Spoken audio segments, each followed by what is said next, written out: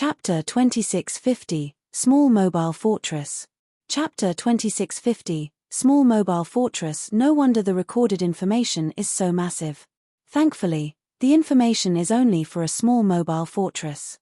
Had it been for a medium mobile fortress, even concentration at the peak of Tier 4 wouldn't have been sufficient to read it. Realization dawned upon Shifeng when he saw the details regarding the small mobile fortress design.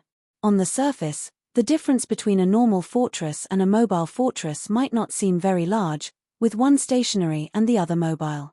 However, the difference distinguishing them was far from just mobility.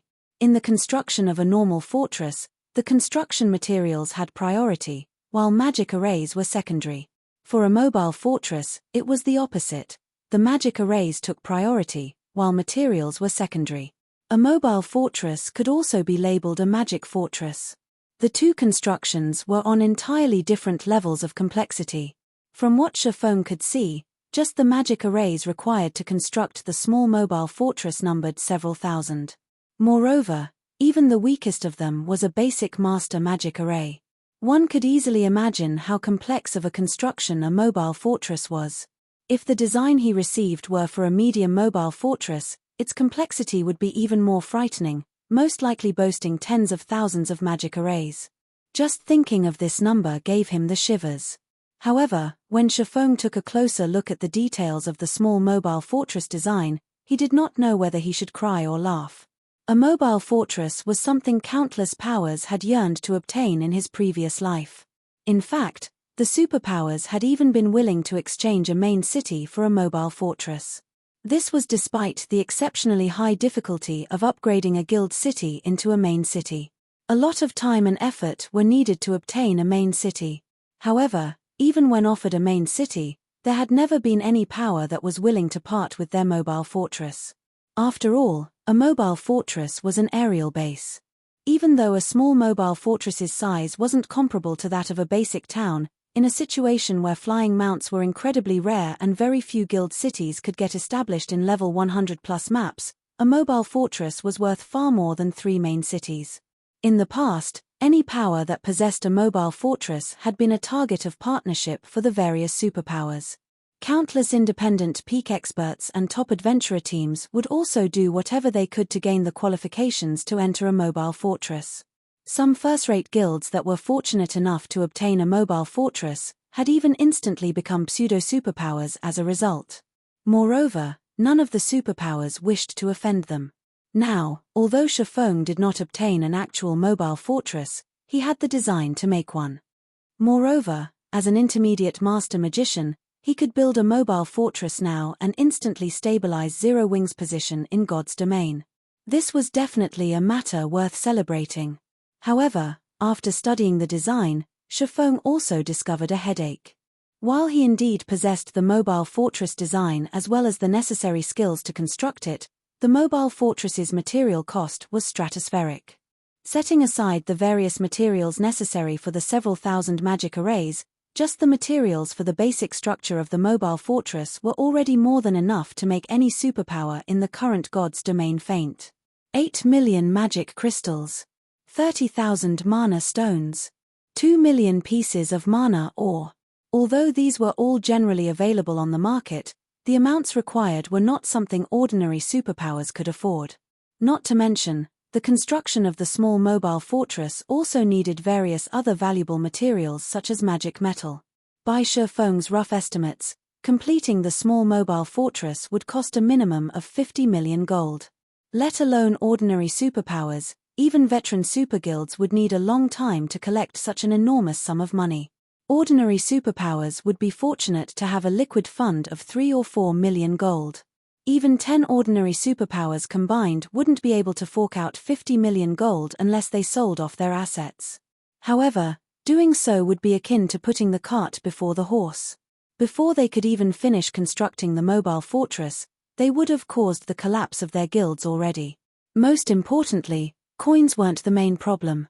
After all, coins were the most basic form of currency in God's domain. However, it was a different story for magic crystals, mana stones, and mana ore. Aside from being hard currency, they were also essential items for players to get by. Whether it was now or in the future, this fact would remain true. Hence, the difficulty of obtaining all these materials was much greater than the difficulty of accumulating 50 million gold. Since the minimum material cost alone is already 50 million gold, it's no wonder no powers were willing to sell their mobile fortresses and would even refuse to accept main city-ranked guild cities. If it were up to me, I definitely wouldn't make such an exchange, either. Shifeng could not help a bitter smile when he saw the list of required materials. The value of a main city-ranked guild city indeed surpassed 50 million gold. However, 50 million gold was only the material cost of a small mobile fortress. Moreover, this was under ideal market conditions. Magic crystals, mana stones, and mana ore were in low supply and high demand in God's domain. Just collecting the necessary amount to construct a small mobile fortress would most definitely cause a shortage, which would, in turn, raise their prices. In the end, the material cost would definitely far exceed 50 million gold. In fact, 100 million gold might not even be enough to pay for all the necessary materials. After factoring in the time and labor costs, one would make a loss if they sold their mobile fortress for less than 200 million gold. With Zero Wing's current strength, obtaining the required magic crystals and mana stones shouldn't be a problem. It'll just take some time. However, gathering 2 million pieces of mana ore is a problem. With the Philosopher's Stone's help, he could easily convert magic crystals into mana stones. Overall, he needed just 9.5 million magic crystals, which shouldn't be a big problem for the current Zero Wing, as the guild was earning a large amount of magic crystals through the Starlight Fortress, Stone Forest City, and the Dark World's teleportation gate. However, it was a different story for mana ore. On the surface, mana ore was cheaper than magic crystals.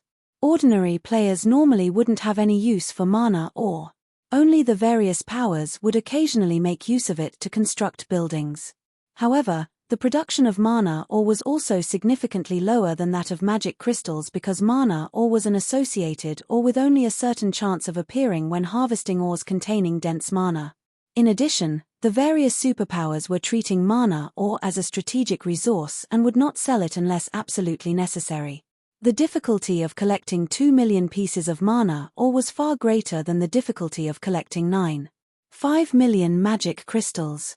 Although we currently have an alliance with the Azure Chamber of Commerce and can also source some from the Secret Pavilion, purchasing such a large amount of mana ore will definitely attract the attention of some superpowers. If these superpowers start interfering, it'll become even more difficult to collect mana ore. It seems I have to secure some grade 2 or grade 3 ore veins. If he tried purchasing the uncommonly used mana ore in bulk, just the price inflation alone would already present a problem. Currently, due to a sharp increase in member count, Zero Wing's daily expenditure had likewise increased substantially. He also needed funds to support the development of the guild's Night Legion, towns, cities, and airport. Now, let alone purchasing 2 million pieces of mana ore, Zero Wing didn't even have the funds necessary to purchase 500,000 pieces. Then, when the guild's members started challenging their Tier 4 promotion quest, the guild would also have to invest a lot of funds and resources to assist them. Overall, Zero Wing was extremely short of funds right now. The only way he could secure a large amount of mana ore now was to acquire a grade 3 ore vein or better. That way, not only could he obtain a long-term supply of mana ore, but he also wouldn't have to worry about interference from the various superpowers. Read latest chapters at Wuxia World.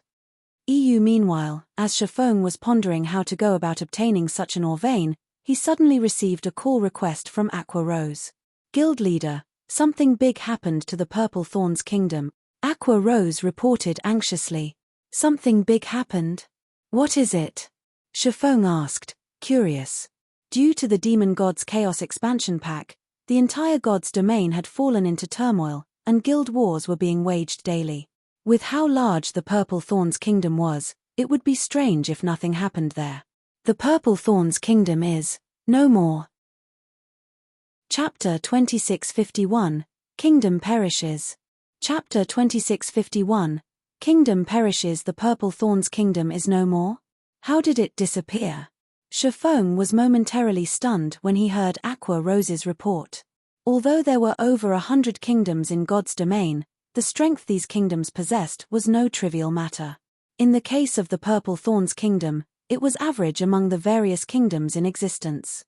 Although it was smaller than Star Moon Kingdom, its national power was only slightly weaker than that of Star Moon Kingdom.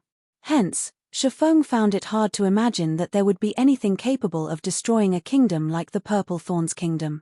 In the past, kingdoms had started rising and perishing only when quite a number of players had already reached Tier 4 and were preparing to challenge their Tier 5 promotion quest. In the current God's domain, however, let alone preparing to challenge the Tier 5 promotion quest, there wasn't even a single Tier 4 player in existence. It was utterly impossible for players to destroy an entire kingdom. If not for Shifeng knowing that Aqua Rose would not joke about such an important matter, he really would think that she was kidding him. We still don't know the exact details. All we know is that the entire Purple Thorns Kingdom has been isolated from the outside world. According to the players that managed to escape from the kingdom before its isolation, powerful monsters had suddenly appeared in the Purple Thorns Kingdom, and these monsters were aggressively targeting players.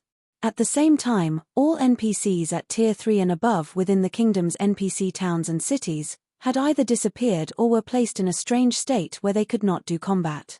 As a result, these newly appeared powerful monsters quickly overran the various NPC towns and cities.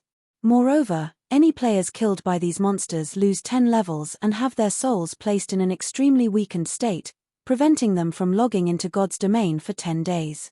As for the corpses of these players, they are turned into either monsters themselves or food to strengthen these monsters. This incident has already shaken the entire Eastern continent.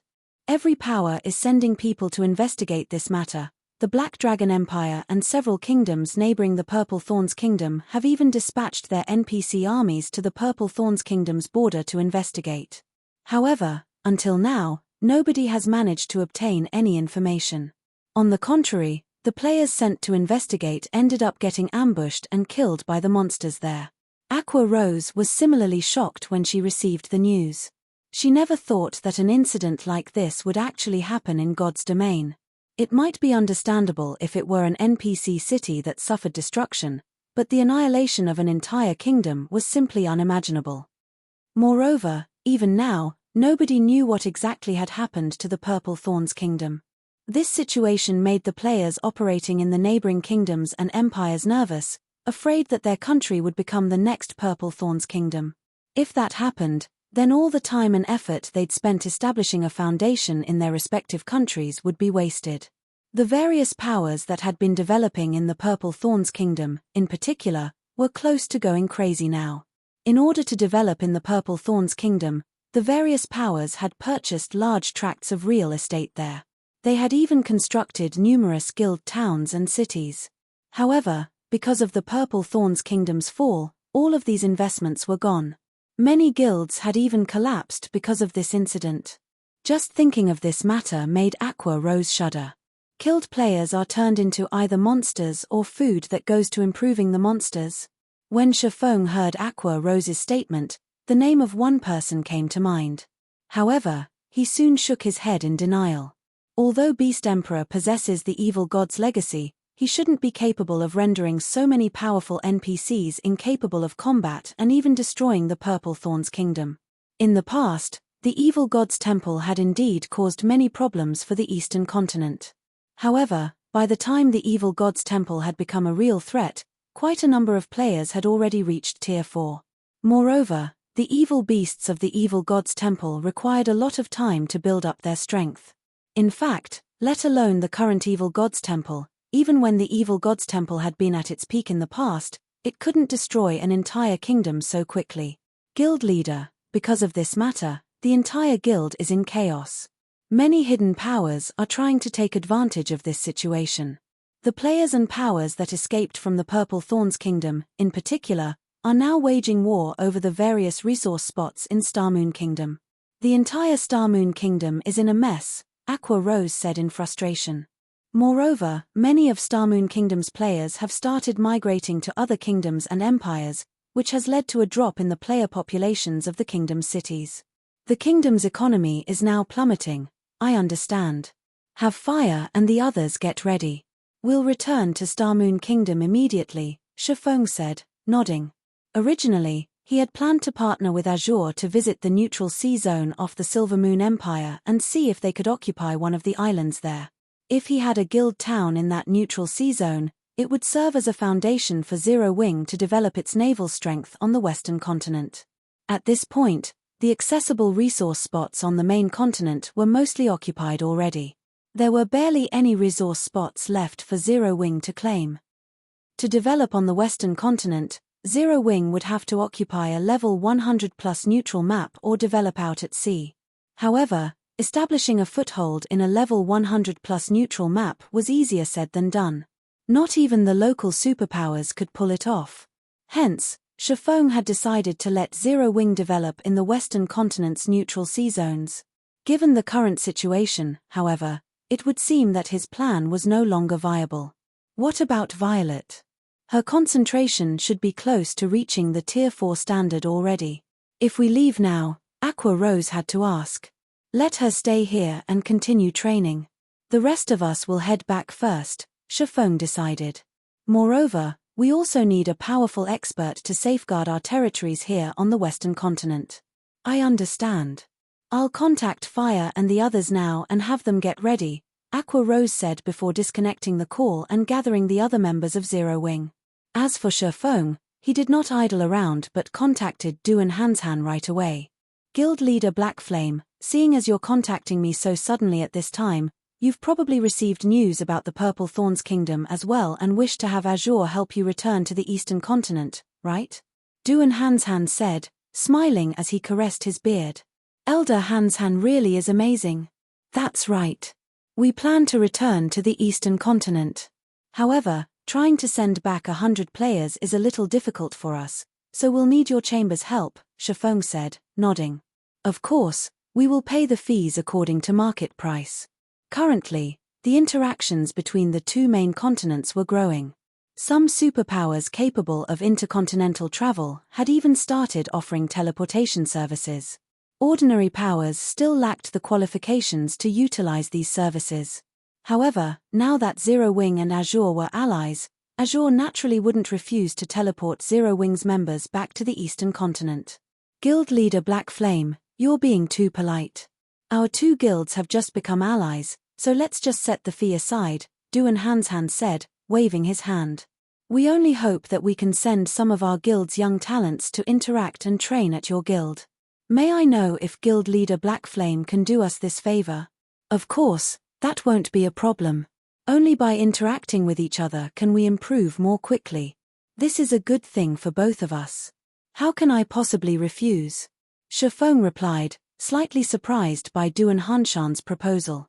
He never thought that the Azure Chamber of Commerce would consider such an action. This offer was good news for Shifeng. After all, he was basically getting free labor.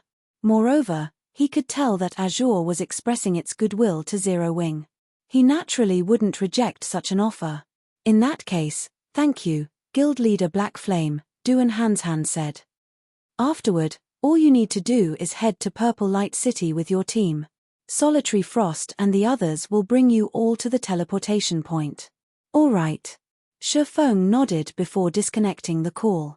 He then left the guest room he rented and made his way to Lightforged City's teleportation plaza. After Zero Wing's members gathered at the teleportation plaza, they promptly left the ancient secret land. Solitary Frost's team of 40 then led Zero Wing's members toward a teleportation point leading to the eastern continent. Guild leader Black Flame, given the number of people this time, we can only make use of this random teleportation array. When it activates, everyone will be teleported to a random location on the eastern continent. So, we'll have to travel to Star Moon Kingdom independently, Solitary Frost said as he pointed at the ancient ruin before them. That won't be a problem, Shifeng said, nodding. Read latest chapters at Wuxia World. EU of the teleportation arrays that allowed intercontinental travel, the ones capable of teleporting a large number of players generally did not have fixed destinations. Although this feature was somewhat troublesome, this trouble was nothing compared to the benefits one could gain from intercontinental travel. Seeing that Shifeng had no objections, Solitary Frost took out a key and activated the ruin's teleportation array. Immediately, a gigantic black hole appeared in the middle, rapidly depleting the ambient mana. Quick! This teleportation passage stays open for only 15 seconds. Once it disappears, we can reactivate it only after 10 days. Solitary Frost said hurriedly. After Solitary Frost's warning, Shifeng and the others promptly jumped into the black hole and disappeared from the ancient ruin. Chapter 2652, Eastern Continent. Chapter 2652, Eastern Continent. God's Domain, Eastern Continent. In a vast desert, a black hole with a 6-meter radius suddenly appeared. All mana within a 50-yard radius promptly surged toward it as if summoned. In the blink of an eye, the area around the black hole became a manaless area that players could not survive in. At the same time as this manaless area formed, a figure emerged from the black hole and landed on the sandy ground. Although the vicinity was devoid of mana, the body of this figure was actually wrapped in a dense layer of mana and remained utterly unaffected by the harsh environment. I'm finally out. Shifeng stared in disgust at the gradually dissipating black hole. That ancient ruins random teleportation array is simply a scam. Other random teleportation arrays teleport players directly to their destination, yet this one actually makes players go through a spatial maze first. If I couldn't fly, I would have most likely been stuck inside that spatial maze for about 5 or 6 hours. He had used random teleportation arrays in God's Domain before, but this was definitely the first time he had come across such a bizarre random teleportation array. Entering the black hole on the western continent transported him into a gigantic spatial maze, and he had to search for the exit himself. However, that still wasn't the worst part. What was worse were the many void creatures inside the maze. Fortunately, these void creatures were only around level 120, and the majority of them were at the Great Lord standard only. Moreover, he possessed Gale Domain, which granted him the ability to fly, so he was able to easily shake off the monsters chasing after him and search for the exit quickly. After inwardly grumbling a little, Shifeng took out a return scroll for White River City. He wanted to take a look at White River City's condition immediately. However, when Shifeng unfurled the return scroll and started activating it, the sound of a system notification immediately entered his ears. System: a strange energy is sealing this area. All forms of teleportation cannot be used here. I can't teleport here? Shifeng frowned upon seeing this notification. Was I unlucky and got teleported to a forbidden land? In God's Domain, aside from some special locations, forbidden lands were the only places that prohibited the use of return scrolls. Meanwhile, the chances of a random teleportation array sending players into special locations were 0 because such locations had to be entered using specific methods. As for forbidden lands, they only prevented players from teleporting out of them and not into them. It seems I have no choice but to fly out of this place. Having no better option, Shifeng stored his return scroll and took out the Thunder Eagle summoning flute. However, a second after he tried to summon the Thunder Eagle, he was dumbfounded once more. System: a strange energy is sealing this area. Flying mounts cannot be used. What is this place? It actually prohibits the use of flying mounts. Shifeng was truly stunned when he saw this system notification. As far as he remembered, forbidden lands generally did not prohibit the use of flying mounts. Those that did were usually level 150 plus forbidden land.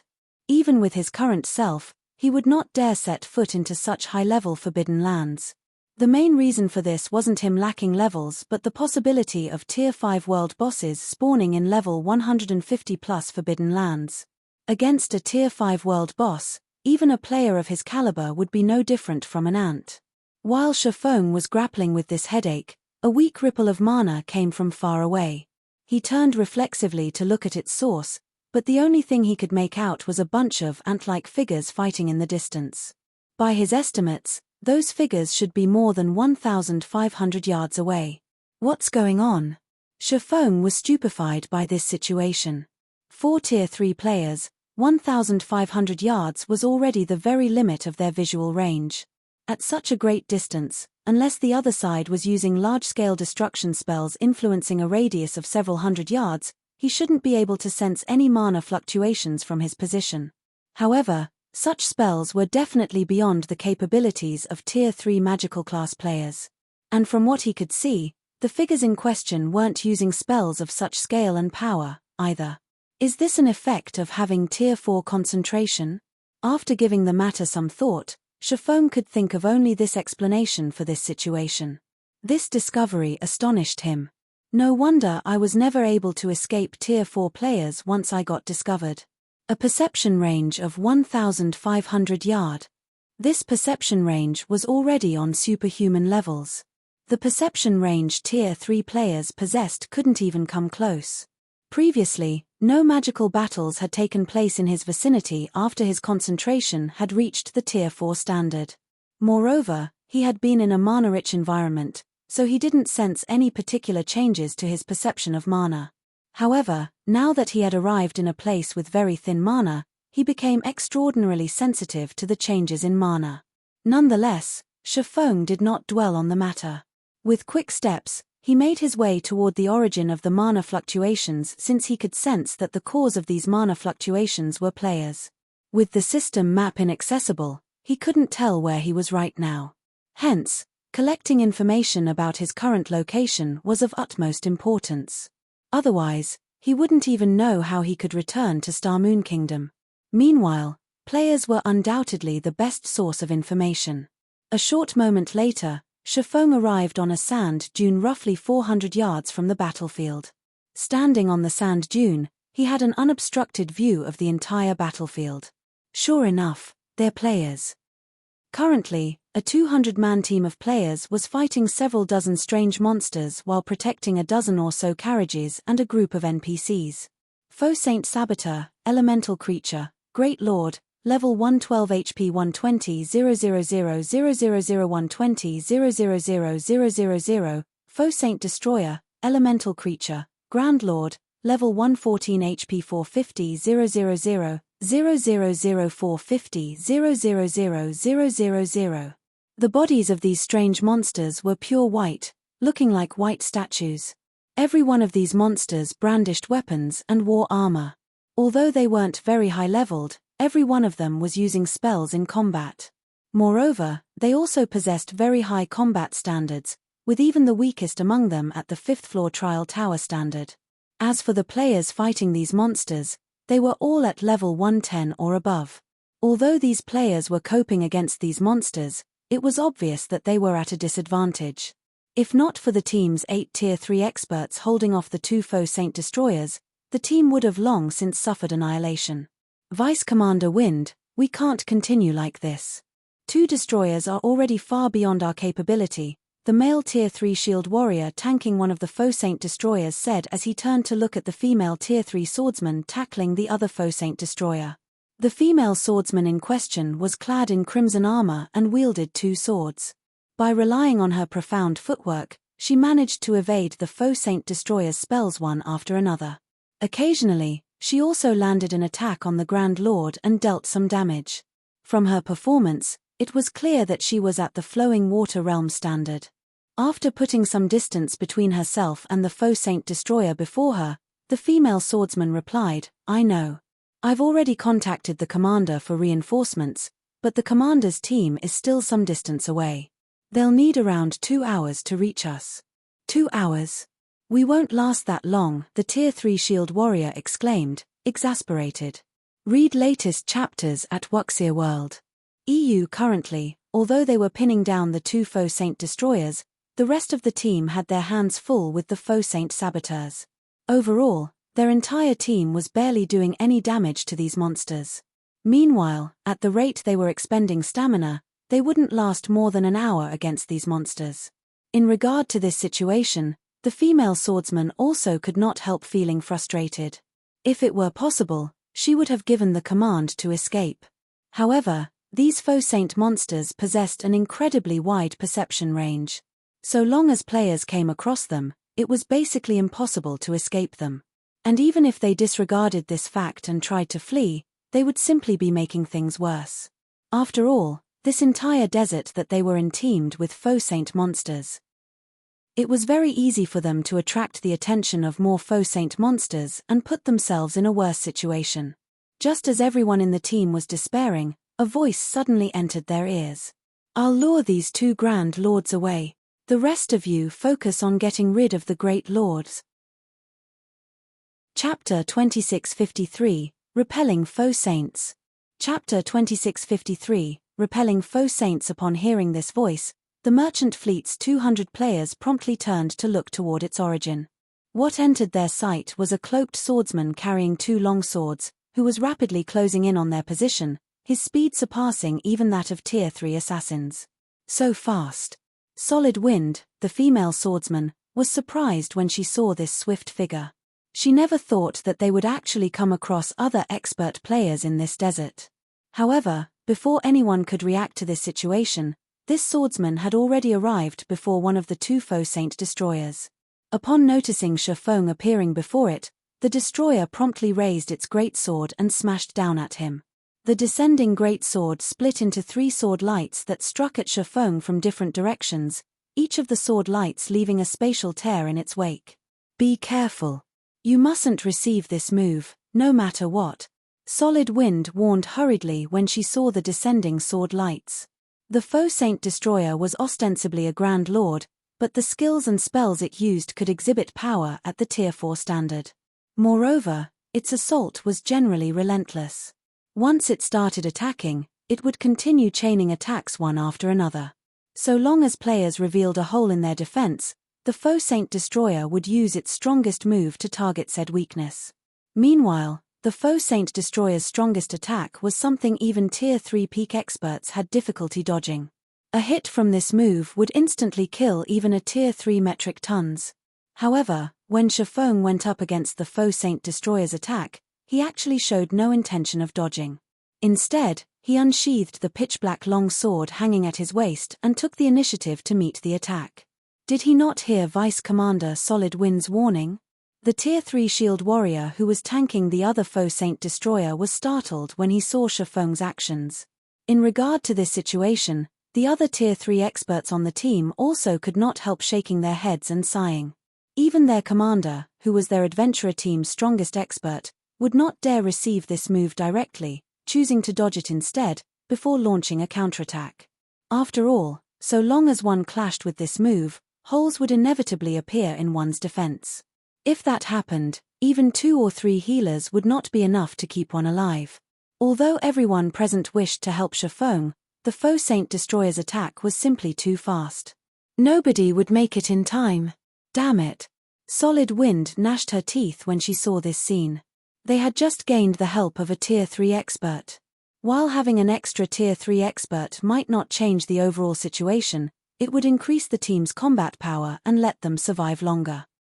With the swordsman's help, they might even be able to hold out until their commander's team arrived. Now, however, boom!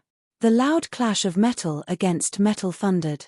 At the same time, a frightening shockwave swept into the surroundings, creating a miniature sandstorm around its epicenter. However, contrary to everyone's expectations, they did not see the swordsman's figure flying out of the sandstorm. Instead, the situation inside the sandstorm became strangely calm after the initial collision. When the sand settled, what entered everyone's eyes was the scene of Shifeng standing there quietly, his pitch-black longsword pushing against the Faux Saint destroyer's silvery-white greatsword. At this moment, not only was Shifeng unharmed, but he was still in his original position. He blocked it. How is that possible? Everyone's eyes nearly fell out of their sockets when they saw Shifeng unscathed and in place. The move the Faux Saint destroyer just used carried power at the Tier 4 standard. Even a Tier 3 metric tons would stumble several steps backward when receiving this attack with their shield. However, far from making Shifeng stumble, the Faux Saint destroyer's greatsword actually failed to budge his longsword by even an inch. It was as if the destroyer's greatsword had just smashed into an impenetrable wall. The most frightening thing about all of this was that Shifeng had used only one hand to stop the Faux Saint destroyer's attack. How high is his strength?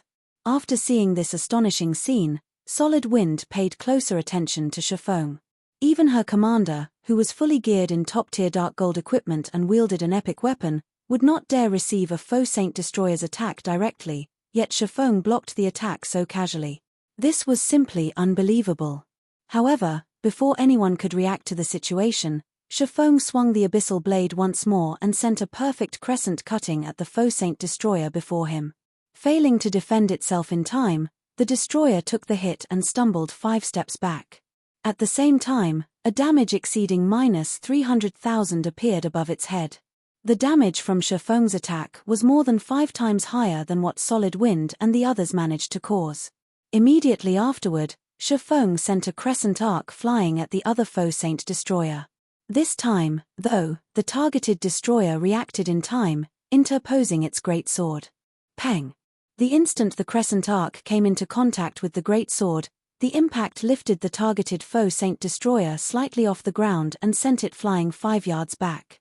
By the time the faux Saint Destroyer managed to stabilize its body, silence filled the entire battlefield as the 200 players guarding the merchant fleet gaped in shock at the scene that had just taken place. Strong. Shifeng was simply too strong. The 2 faux Saint Destroyers alone were more than capable of annihilating their 200-man team, yet Shifeng had suppressed both of them with just 2 casual moves. He was absolutely inhuman.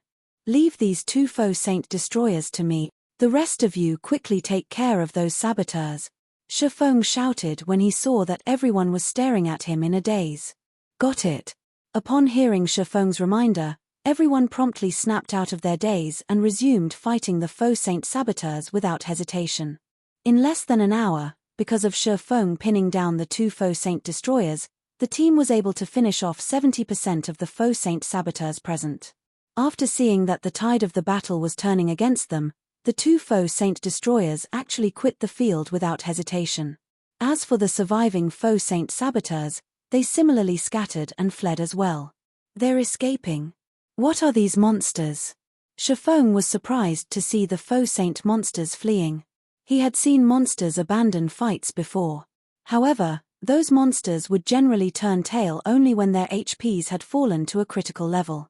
On the other hand, the faux Saint monsters that fled still had most of their HP. The 2 faux Saint Destroyers, in particular, were basically still at full HP. Read latest chapters at Wuxia World. We don't know what exactly these faux Saint monsters are. We only know that they came from Star Moon Kingdom's side. Moreover, every one of them possesses extremely high intellect. So long as they see that they have no chance of winning, they will scatter and flee immediately. This is especially true for those faux Saint Destroyers. Even now, we haven't heard of any team killing one, Solid Wind explained when she saw the confusion on Shifeng's face. They came from Star Moon Kingdom? Solid Wind's words surprised Shifeng. Curious, he asked, Vice Commander Wind, could we be very close to Star Moon Kingdom? As far as he knew, there were no maps close to Star Moon Kingdom that prohibited the use of teleportation, flying mounts, and the system map. Emitim. Once we cross this desert area, which is in the Orc Empire, we'll arrive at Star Moon Kingdom's fallen border, Solid Wind said as she eyed Shifeng strangely. After all, this information was common knowledge already. The Orc Empire? Star Moon Kingdom's fallen border? Shifeng grew even more confused at Solid Wind's words. Wasn't it the Purple Thorn's kingdom that has fallen? Chapter 2654. Obsolete Zero Wing? Chapter 2654.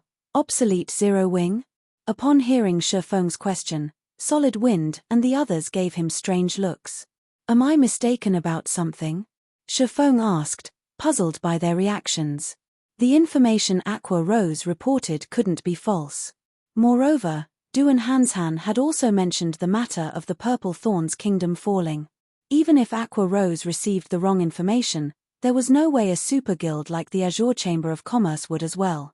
You're not wrong, Solid Wind said, shaking her head.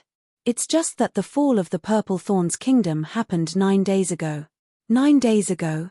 Shifeng was stunned by Solid Wind's words. For a moment, he wondered if she was trying to trick him. According to the information Zero Wing received, the Purple Thorn's kingdom had fallen only a day ago. Even if there was an error in the information, the time gap shouldn't be this large. The Purple Thorn's kingdom indeed fell 9 days ago. The incident shook the entire God's domain back then.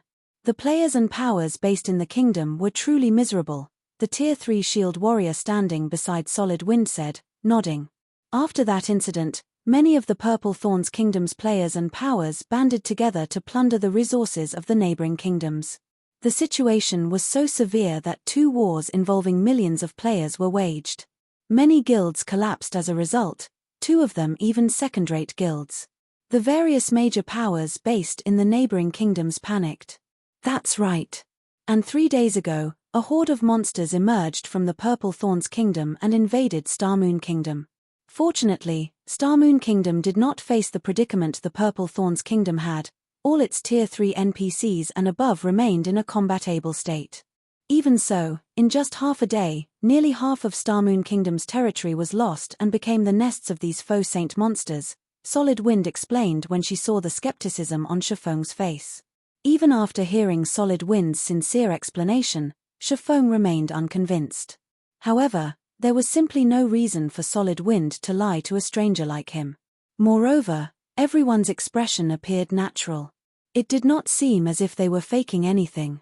If these people were acting, then he really would have to tip his hat off to their strength.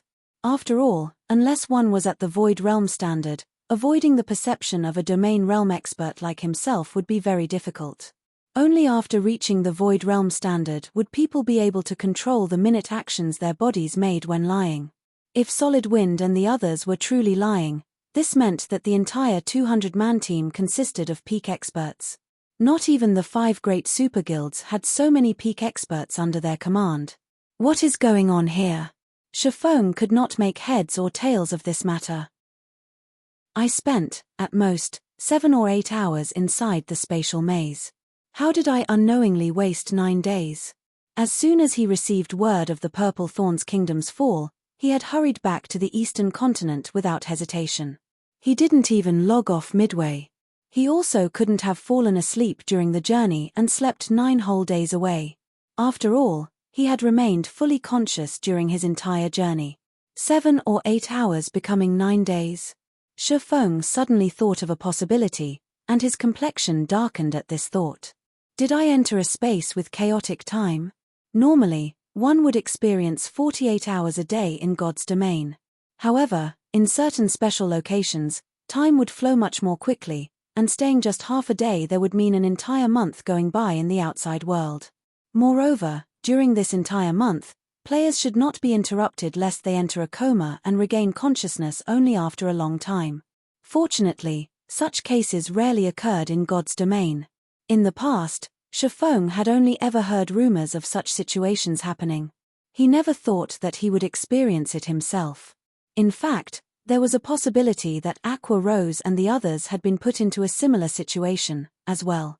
Right, Vice Commander Wind, do you know how Starmoon Kingdom's various powers are faring against the faux saint monsters? Shifeng asked after recollecting himself. What was done was done. The time he lost was already gone, and there was no way he could get it back. Fortunately, Starmoon Kingdom had only partially fallen. With Zero Wing's status as Starmoon Kingdom's #1 guild and the support of Stone Forest City, Zero Wing shouldn't face too many problems. After all, aside from Zero Wing's main force members that had gone over to the Western continent, there was still Melancholic Smile, Yulan, and the others to manage things in Starmoon Kingdom. As he currently couldn't make contact with the outside world, the only thing he could do was collect as much information as possible regarding Starmoon Kingdom. The situation isn't optimistic, Solid Wind replied. Originally, these faux saint monsters already had a huge impact on Starmoon Kingdom. However, for some reason, the main force members of Starmoon Kingdom's #1 guild, Zero Wing, actually refused to show themselves despite such a major incident occurring. Fortunately, some of Zero Wing's partners operating in Stone Forest City came to help fight these faux saint monsters, allowing Zero Wing to stabilize the situation in Starmoon Kingdom, albeit just barely. However, due to Zero Wing's passivity, a power called Saint's Hand took the opportunity to rise up in Starmoon Kingdom. Not only did Saint's Hand rapidly establish itself in the many resource spots overrun by the faux saint monsters, but they also established plenty of guild towns. It even managed to occupy a fortress in the Orc Empire. To put it simply, Saint's Hand has created a large safe zone where players can safely develop. At the same time, Saint's Hand is also rapidly devouring the territories of Starmoon Kingdom's second and third-rate guilds, provoking wars all over the kingdom. Moreover, the various superpowers and even the Blackwater Guild seemed to be terrified of Saint's Hand. Recently, Saint's Hand even captured one of the Star Alliance's guild cities. Saint's Hand's influence in Starmoon Kingdom now exceeds Zero Wings. I'm afraid it won't be long before Saint's Hand takes action against Zero Wing. At that time, the entire Starmoon Kingdom will be engulfed in the fires of war. After Solid Wind fell silent, everyone present could not help sighing dejectedly. They were all players of Starmoon Kingdom. They had been developing there ever since they entered God's domain. Despite the faux saint monsters threatening Starmoon Kingdom's continued existence, not only did the kingdom's various powers not band together to face this threat, but they had even started fighting each other with even greater ferocity. As things stood, how was Starmoon Kingdom supposed to fend off the faux saint monsters, which were growing increasingly stronger with each passing day? The current faux saint monsters were far stronger than those that first appeared in Starmoon Kingdom. Initially, the faux saint monsters were merely level 100 lords. Let alone tier 3 players, even a party of tier 2 experts could easily slay them. Now, however, the faux saint monsters had grown to the point where even the weakest among them was a great lord. Everyone estimated that it wouldn't be long before mythic-ranked faux saint monsters started appearing. At that point, Starmoon Kingdom would surely be doomed. Saint's Hand? This is interesting. Read latest chapters at Wuxia World. EU. Despite going through his memories of his past life, Shifeng could not recall any power named Saint's Hand. However, seeing as Saint's Hand had managed to rise up in Starmoon Kingdom so quickly after the Purple Thorns Kingdom's fall, create a safe zone, and even capture a fortress in the Orc Empire, it was obvious that the guild possessed an extraordinary foundation. Friend, we are escorting this merchant fleet to Silverwing Town. How about coming with us? Currently, Silverwing Town has a tier 4 personal guard and many powerful combat puppets. It can be considered one of the few safe areas in the Orc Empire, as well as the Orc Empire's trade hub. Our commander is quite influential in Silverwing Town. If you wish to learn some more information about the situation, you should have an easier time doing so there, the tier 3 shield warrior suggested as he looked at Shifeng. In that case, I'll have to trouble you, then, Shifeng said and thanked the shield warrior for the invitation. Currently, he didn't even know where exactly he was. He also didn't know the way back to Starmoon Kingdom. It would naturally be great if he could return to Silverwing Town. When the shield warrior heard Shifeng agree to his suggestion, he breathed out a sigh of relief. He then asked curiously, "Right, how should we address you, friend?" Chapter 2655, Birth of a Mythic. Chapter 2655, Birth of a Mythic. Upon hearing the tier 3 shield warrior's words, Solid Wind turned to Shifeng with an embarrassed expression. Previously, she had been focused on fighting, so she had forgotten to ask for Shifeng's name. In fact, she had even forgotten to thank Shifeng for his help. Fortunately, the shield warrior, Crazed Bull, had taken the initiative to ask. Otherwise, their adventurer team would appear very ungrateful. Black Flame, Shifeng replied calmly. Black Flame? Crazed Bull laughed involuntarily when he heard Shifeng's name. Friend, your name is too amazing. Most likely, nobody in Starmoon Kingdom would dare show disrespect to this name. The rest of the team nodded in agreement with Crazed Bull's words. At this point in time, there was nobody unaware of the name of Zero Wing's guild leader. Let alone the Star Alliance, a first-rate guild operating in Starmoon Kingdom, even the various superpowers had to show respect to Zero Wing now. All the players in Starmoon Kingdom knew of Black Flame's existence. However, no matter how they looked at Shifeng's cloaked figure, he didn't match the legendary Black Flame they knew of. They also didn't think that the guild leader of Zero Wing would come to this godforsaken place that was infested with faux saint monsters. Alright, it's just a form of address. Since he doesn't want to reveal his name, there's no need for us to pry into the matter, Solid Wind whispered through the team chat when she saw her teammates poking fun at Shifeng. At Solid Wind's admonishment, everyone promptly nodded and dropped the topic. After all, it was all thanks to Shifeng that they survived. Since Shifeng wished to conceal his identity, they naturally wouldn't try to delve into the matter.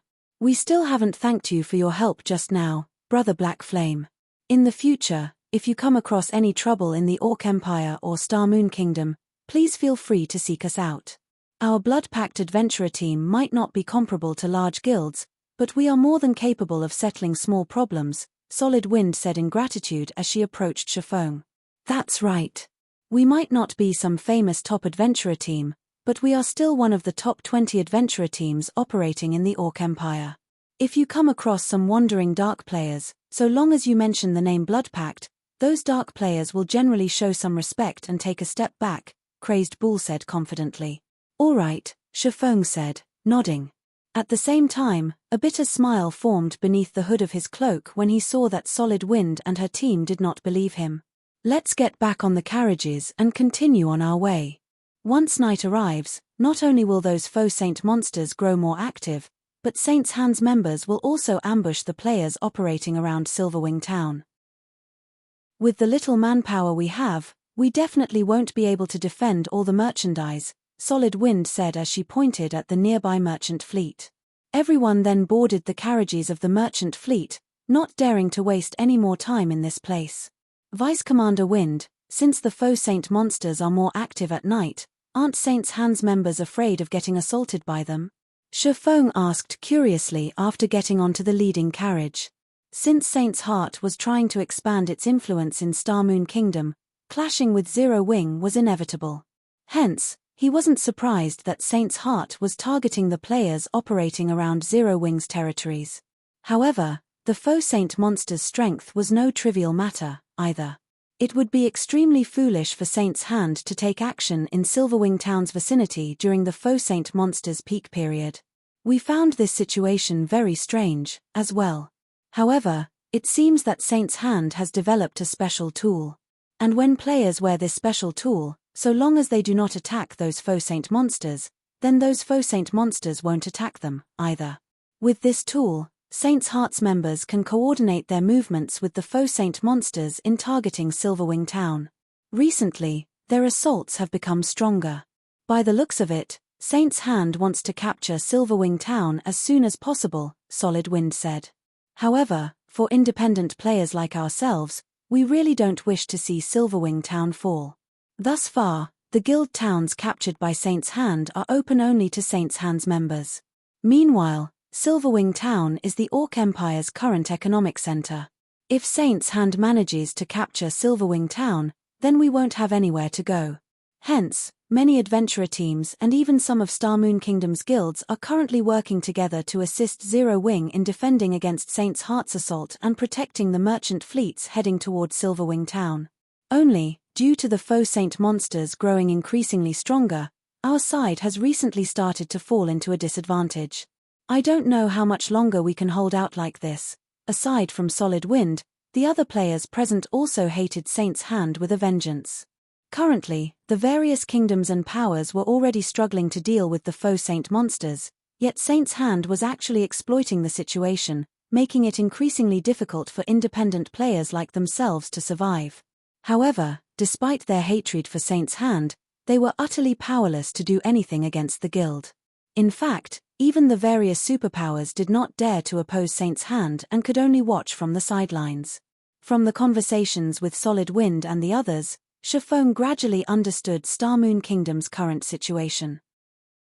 Although Star Moon Kingdom had already lost close to half of its territory, not a single main city-ranked NPC city had fallen. Even so, the situation did not look too good for the kingdom.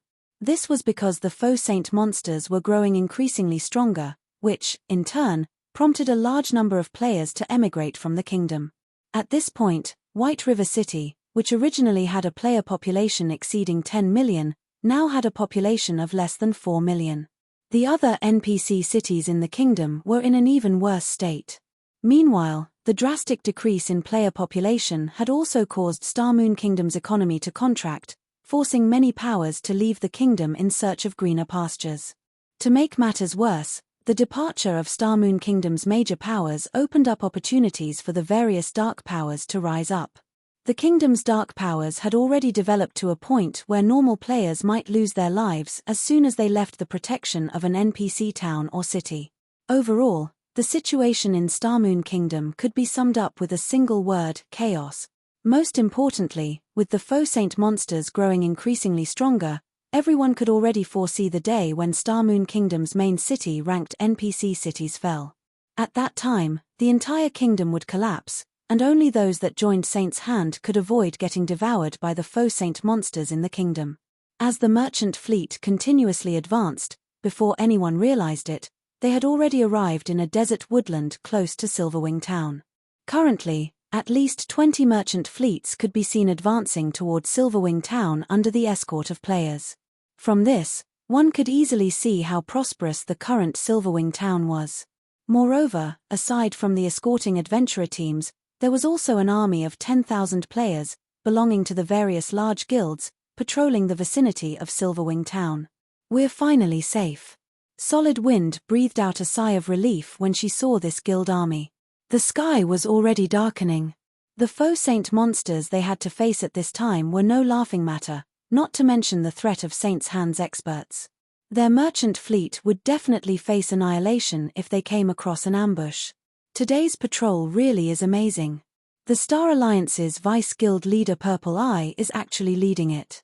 With this, even if Saint's Hand's members attack together with the faux saint monsters, we have nothing to fear, Crazed Bull said, his eyes glowing with excitement as he gazed at the beautiful, crimson-robed woman leading the patrol army. The other Blood Pact members nodded their heads in agreement with Crazed Bull when they saw Purple Eye. Nowadays, despite Star Moon Kingdom giving birth to plenty of new experts, those capable of making it to the God's Domain experts list still numbered very few. After all, players all over God's Domain were also continuously growing stronger. The difficulty of ranking within the God's Domain experts list was many times greater than before. Meanwhile, among Star Moon Kingdom's experts on the experts list, Purple Eye ranked within the top 300. According to rumors, she had obtained a powerful bloodline, and her combat power now rivaled that of monster-level experts. To top it all off, just recently, Purple Eye had even succeeded in fully unlocking her mana body. At this point, everyone in Star Moon Kingdom was already guessing that Purple Eye had already surpassed Zero Wings Aqua Rose in terms of strength and that she was catching up to Black Flame. With such an expert protecting them, how could they not feel assured? While Blood Pact's members were quietly discussing Purple Eye, a disturbance erupted in the distance. Shortly afterward, deafening roars came from the same direction. "Run! Run quickly! The faux saint monsters have come!" Upon hearing someone shout these words, everyone in the vicinity reflexively turned to look at the origin of the roars. What entered everyone's sight was a massive dust cloud rapidly approaching. Meanwhile, within the dust cloud, they could faintly make out the figures of 6-meter-tall faux saint monsters, easily numbering several thousand. "Everyone, quickly retreat to Silverwing Town. Our patrol will hold the rear," Purple Eye shouted when she saw the army of faux saint monsters bearing down on them. The patrol army promptly shifted to a defensive formation. From how calmly the patrol army's members reacted even after seeing the approach of several thousand faux saint monsters, it was obvious that they were all experienced experts. However, when the faux saint monsters arrived within 500 yards, the expressions of the patrol army's members changed. "Not good. There's a mythic ranked faux saint monster." Among the faux saint monsters present, even the faux saint destroyers were only 7 meters tall. However, to everyone's surprise, a 12-meter-tall figure was running amidst the monster army. The intense pressure this 12-meter-tall faux saint monster exuded was so powerful that even level 112, Tier 2 experts felt stifled. The Grand Lord-ranked faux saint destroyers were already incredibly difficult to deal with for Tier 3 experts. In fact, even peak experts had died when fighting against a faux saint destroyer. Nobody dared imagine how powerful a faux saint monster would become after reaching the mythic rank. Not to mention, aside from the mythic ranked faux saint monster, the monster army also had several hundred faux saint destroyers and several thousand faux saint saboteurs. How is this possible? How can a mythic ranked faux saint monster appear so quickly? Solid Wind was stunned when she saw the gigantic faux saint monster. "We're doomed. We're really doomed this time." Crazed Bull similarly fell into despair at this situation. When facing an army of Grand Lord-ranked faux saint destroyers, players like themselves could still band together to fend off the monsters. However, now that mythic ranked Faux Saint monsters had started appearing in the Faux Saint armies, it was only a matter of time before Silverwing Town perished. After all, even now, nobody had managed to kill a Faux Saint destroyer. Needless to say, killing the mythic ranked Faux Saint devourer would be even more impossible. Moreover, these Faux Saint monsters would only grow increasingly stronger as time passed. Players like themselves were helpless to stop these monsters. Read latest chapters at Wuxia World. EU. Before anyone could properly react to the appearance of a mythic ranked Faux Saint monster, the Faux Saint army had already started clashing with the patrol army. Against a mythic ranked Faux Saint devourer, even the defense of Tier 3 MTS was no different from paper. Executing a horizontal swipe with its spear, the Faux Saint devourer easily sent the Tier 3 MTS in its path flying, the MTS losing HP rapidly. Even when Purple Eye, a level 114, Tier 3 elementalist, used a Tier 3 curse against the Faux Saint destroyer, the mythic monster not only blocked the attack without any difficulty but even managed to turn the force of the attack to its advantage, propelling itself toward Purple Eye at lightning speed. If not for her quick reaction, activating a life-saving skill in time, she would have been instantly killed. Brother Black Flame, let's hurry up and leave. The patrol army won't hold out for very long, Crazed Bull urged anxiously when he saw Shafong jumping off the carriage. If even an expert of Purple Eye's caliber was at an absolute disadvantage, the Faux Saint army would eventually break through the patrol army's defensive line. Chapter 2656, Frightening Monster. Chapter 2656, Frightening Monster. Silverwing Town, Blue Rose Bar.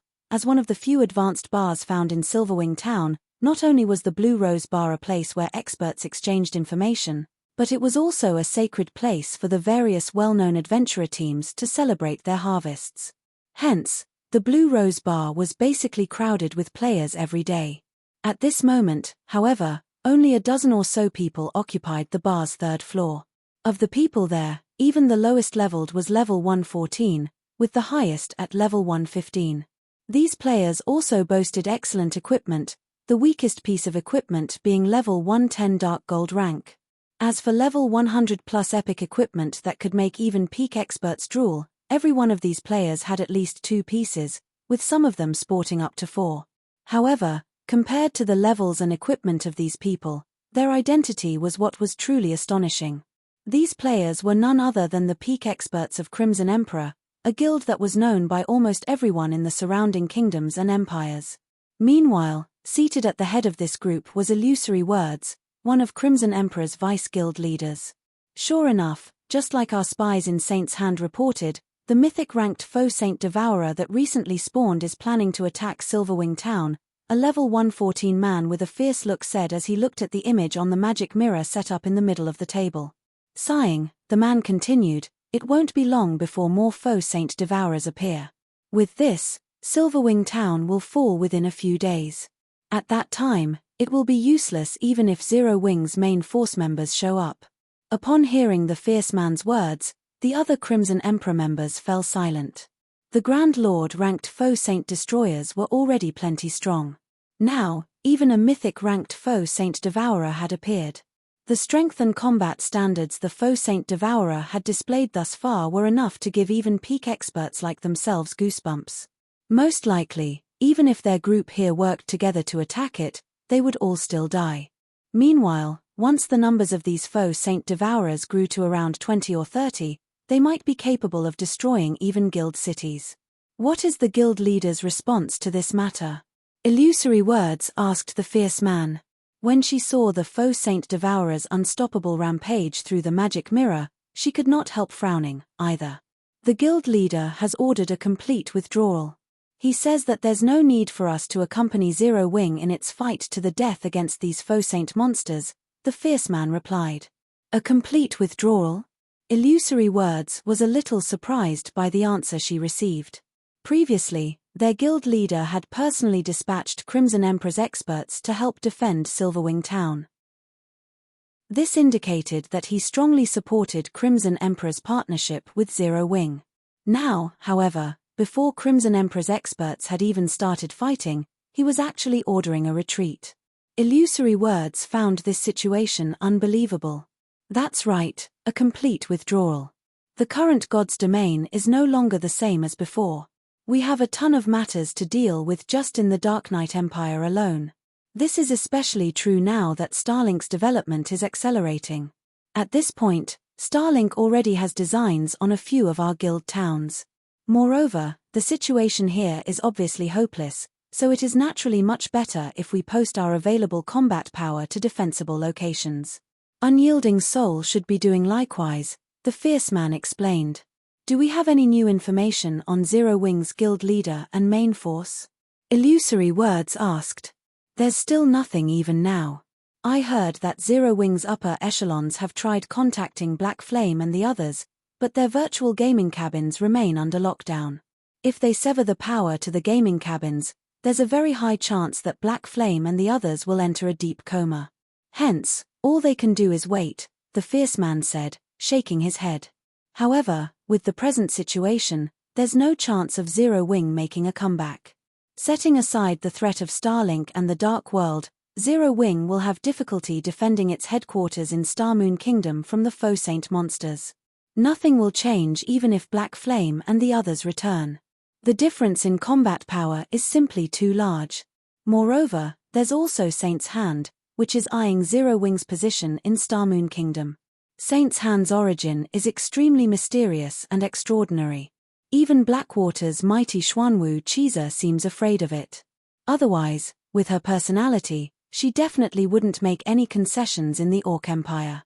I understand. However, at the rate the Faux Saint Devourers are spawning, so long as we defend together, we should be able to hold out for another 2 weeks or so.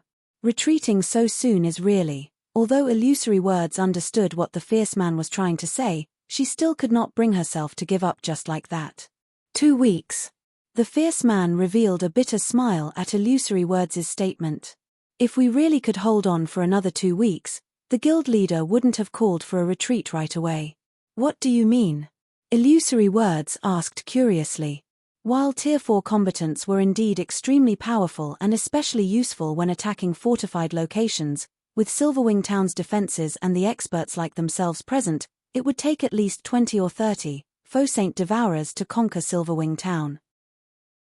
According to the information we collected from Saint's Hand, when Faux Saint monsters reach the mythic rank, not only do their basic attributes and combat power undergo a qualitative transformation, but so does their intellect as well, the Fierce Man said, fear darkening his eyes as he looked at the Faux Saint Devourer displayed on the magic mirror.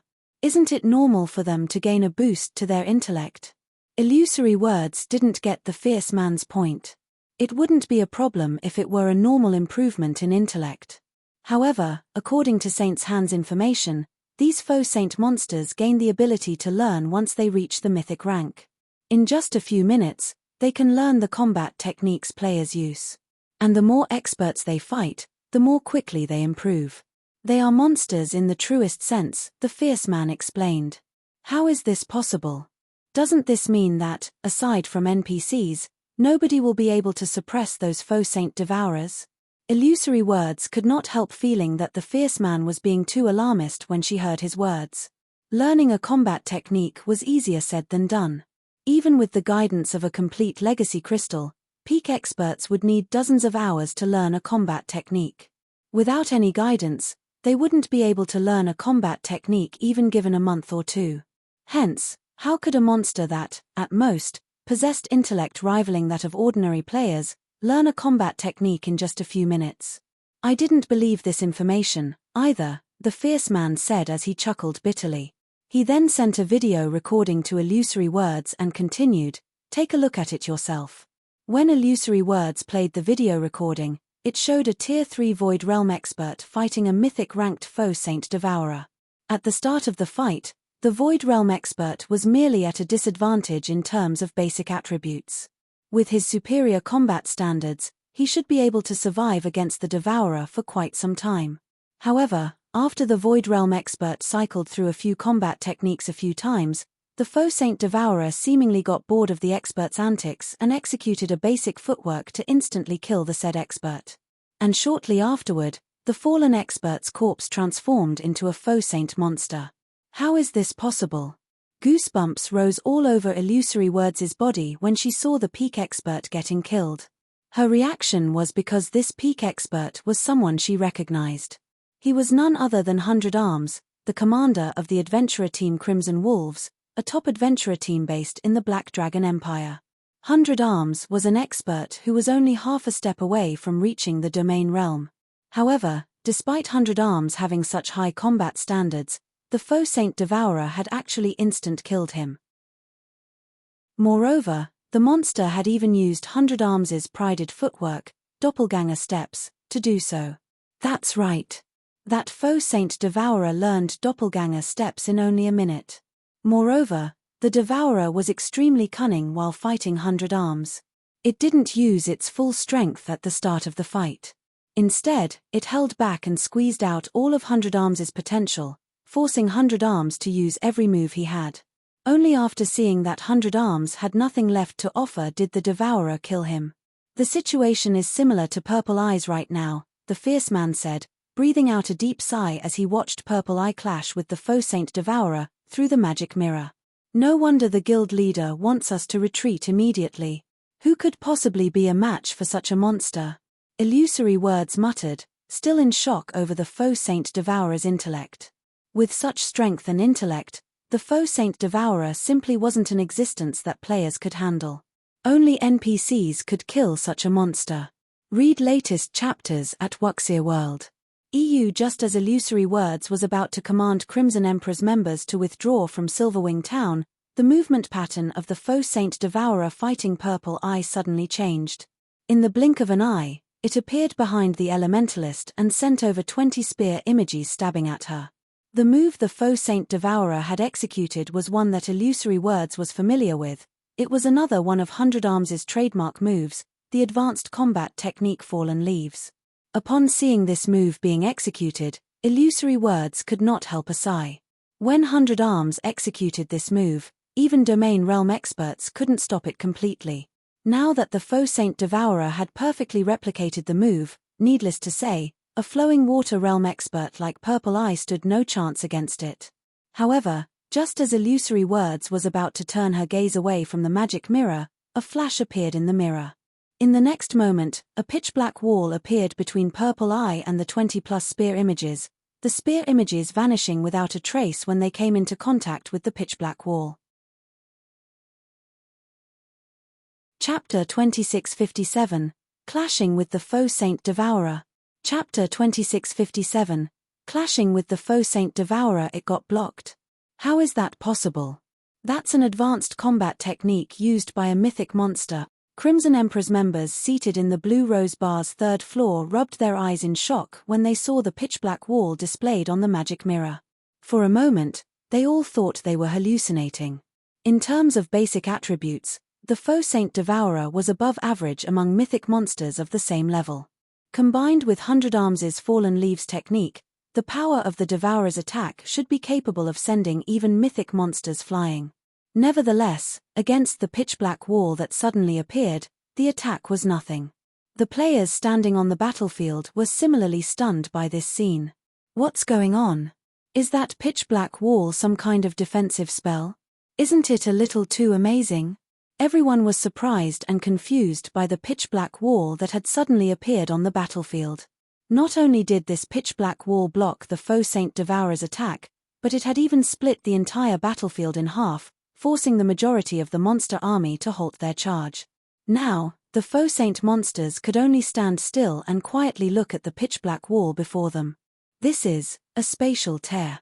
Illusory Words exclaimed when she saw the pitch-black wall fading out of existence. A spatial tear. How is that possible? Even a very powerful attack would, at most, cause a thin tear stretching over a dozen yards. This wall is over 100 yards long and over 50 yards tall. Who could possibly have such strength? The fierce man refuted, shaking his head in denial. He felt that Illusory Words' conjecture was ridiculous. Everyone in the bar's third floor was familiar with spatial tears. After all, they would always come across spatial tears when clashing with Tier 4 mythic monsters.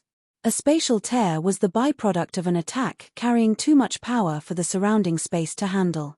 The surrounding space would destabilize and shatter like broken glass, which was why the shape of spatial tiers was generally irregular. However, the pitch-black wall displayed on the magic mirror was incredibly stable. There were no cracks in it at all. It looked like a steel wall that had just fallen out of the sky, incredibly smooth and heavy. I guess you're right. Even that person wouldn't be capable of such a feat, Illusory Words said, laughing despite herself. After giving the matter some thought, she agreed with the fierce man. Regardless who saved Purple Eye, the fierce man wondered as he carefully tracked the pitch-black wall back to its origin. Setting aside the wall's defensive capabilities, just the fact that this person saw through the faux Saint Devourer's movements is already plenty amazing. I doubt there are more than a handful of people in the entire Silverwing town who would be a match for this person. Did an old monster belonging to one of Zero Wing's partners take action? The fierce man's gaze landed on a cloaked man wielding a pitch-black long sword, the origin of the remarkable wall. Although he couldn't see any information about this cloaked man, his gut told him that this cloaked man possessed astonishing strength, definitely at the domain realm. Before the pitch-black wall disappeared completely, the cloaked man vanished from his original location and arrived before the faux Saint Devourer. He then stopped another spear attack from the Devourer, allowing Purple Eye to put some distance between herself and the mythic monster. Crap! Who is that guy? He actually managed to block that faux Saint Devourer's attack. Crazed Bull exclaimed, his eyes nearly falling out of their sockets when he saw Chiffon successfully rescuing Purple Eye. At this moment, aside from Crazed Bull, even Solid Wind could not help goggling in shock, her mind freezing in disbelief. Previously, she already found Chiffon's ability to pin down two faux Saint Destroyers all by himself astounding. Now, the man had even single-handedly pinned down the mythic-ranked faux Saint Devourer, which even an expert of Purple Eye's caliber was no match for. Amazing. He's actually keeping up with that Devourer's speed. With this, he should have no problems handling the Devourer, Illusory Words said, her eyes glowing with excitement when she saw the cloaked man deflecting every one of the faux Saint Devourer's attacks. If Silverwing Town has his protection, we should be able to sustain the town for some time and foil Saint's Hand's plan to solicit help from the neighboring kingdom's powers. That way, Saint's Hand's development speed will slow down, and Zero Wing will have some breathing room. If Zero Wing can continue holding out in Star Moon Kingdom, we'll have an easier time resisting Starlink in the Dark Knight Empire as well. This will only delay the inevitable. That faux Saint Devourer will grow stronger as more time passes. Its growth speed is also no laughing matter. Not to mention, Saint's Hand has already informed the various superpowers that anyone that helps Zero Wing will become Saint's Hand's enemy, the fierce man said, shaking his head. Saint's Hand has done considerable research into the faux Saint monsters. In the future, we'll definitely need Saint's Hand's help to deal with the threat of the faux Saint monsters. This is also why the guild leader is having us withdraw completely. The appearance of that mysterious expert won't change anything. In fact, Saint's Hand will probably locate the power behind that mysterious expert and give that power a warning. Aside from Crimson Emperor's members, the members of various superpowers hidden in Silverwing Town also viewed this situation indifferently. Zero Wing sure is lucky. It actually managed to get the help of an old monster. I bet that old monster has yet to receive the news. Otherwise, why would he move to help Zero Wing? Although they did not know which superpower's old monster was helping Zero Wing right now, they knew that this would be the only time this old monster would do so. Afterward, Saint's Hand would definitely warn the superpower backing this old monster. Once that happened, said superpower would most likely stop assisting Zero Wing in defending the town against the faux Saint monsters. Not only was the current era of God's domain filled with turmoil, but it was also the era of the faux Saint monsters. Faux Saint monsters were a huge headache, even for super guilds. Moreover, stopping the spread of these faux Saint monsters was also impossible. In the future, any guild that wished to develop safely in God's domain, be it a small guild or a super guild, would have to partner or trade with Saint's Hand. After all, up to now, no other power had managed to develop a tool that could prevent the faux Saint monsters from attacking players. In fact, Saint's Hand even had the means to prevent the faux Saint monsters from attacking an entire area. Now that Saint's Hand was determined to destroy Zero Wing, even the secret pavilion would be able to stop it, just like how the secret pavilion had failed to stop Saint's hand from capturing one of the Star Alliance's guild cities. Meanwhile, as time passed, due to reinforcements continuously pouring out of Silverwing Town, the patrol army eventually gained the upper hand over the Faux Saint army. In fact, over 1,000 Faux Saint saboteurs had fallen in battle already, which made the Faux Saint Devourer anxious. In the next moment, the Faux Saint Devourer let loose a deafening roar that echoed throughout the battlefield. Immediately afterward, the Faux Saint army scattered and fled. As for the Faux Saint Devourer itself, it, too, turned around and ran off. Read latest chapters at Wuxia World. Sure enough, it is going to escape. Silverwing Town might have survived this time, but let's see how it's going to stop the next attack. The superpowers hidden within Silverwing Town were not at all surprised when they saw the Faux Saint army retreating. After all, with the Faux Saint Devourer thoroughly suppressed, it was only a matter of time before the Faux Saint army suffered annihilation. However, what made the Faux Saint monsters truly formidable was their ability to grow stronger with each battle they experienced. Even though Silverwing Town had successfully fended off today's attack, it wouldn't necessarily be able to repeat the feat escape. Shifeng sneered when he saw the Faux Saint Devourer fleeing. "Do you think you can escape?" Following which, he took out the Ring of Gospel from his bag and activated Miniature World.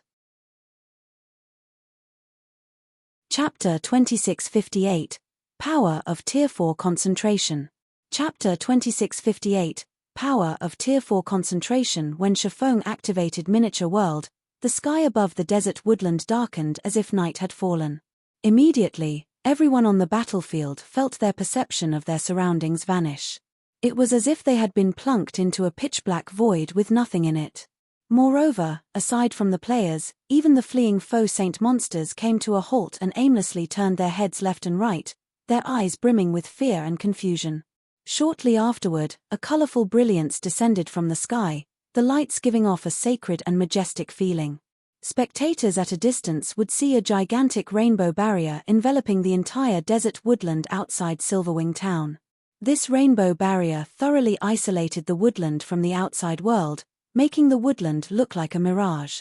Meanwhile, beneath this colorful brilliance, the Faux Saint monsters started wailing in agony, one after another, their screams echoing throughout the woodland.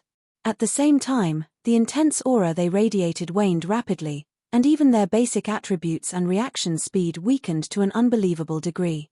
It was as if these Faux Saint monsters that everyone originally feared had become common monsters. Seeing this scene, everyone on the battlefield was stunned. "Isn't this a little too strong?" He actually debuffed several thousand Faux Saint monsters to such an extent in an instant. "Who is this guy?" The various adventurer teams escorting merchant fleets and the patrol army fending off the Faux Saint monsters stared at Shifeng in astonishment. They had seen many instances of magic arrays suppressing monsters before, but this was the first time they had seen a magic array produce such a huge commotion and effect. Any random Faux Saint saboteur was more than enough to give Tier 3 experts a headache, what more the Faux Saint destroyers. Now, however, several hundred Faux Saint destroyers had been suppressed until they were just slightly stronger than ordinary Great Lords. Even ordinary Tier 3 experts could handle these Grand Lords. As for the almighty Faux Saint Devourer, it was no different from an ordinary mythic monster. In its present state, even Tier 3 peak experts could resist it for a certain period. Master magic arrays were unlikely to be able to produce such results. Moreover, the magic array Shifeng used spanned the entire desert woodland. At this moment, Shifeng himself was very surprised by the effects of Miniature World. He never thought that, after his concentration had reached the Tier 4 standard, aside from being able to exhibit the power of an advanced combat technique with his every movement, his control over magic arrays would also improve to such a frightening degree. Currently, Miniature World's suppression effects could rival those of advanced master magic arrays.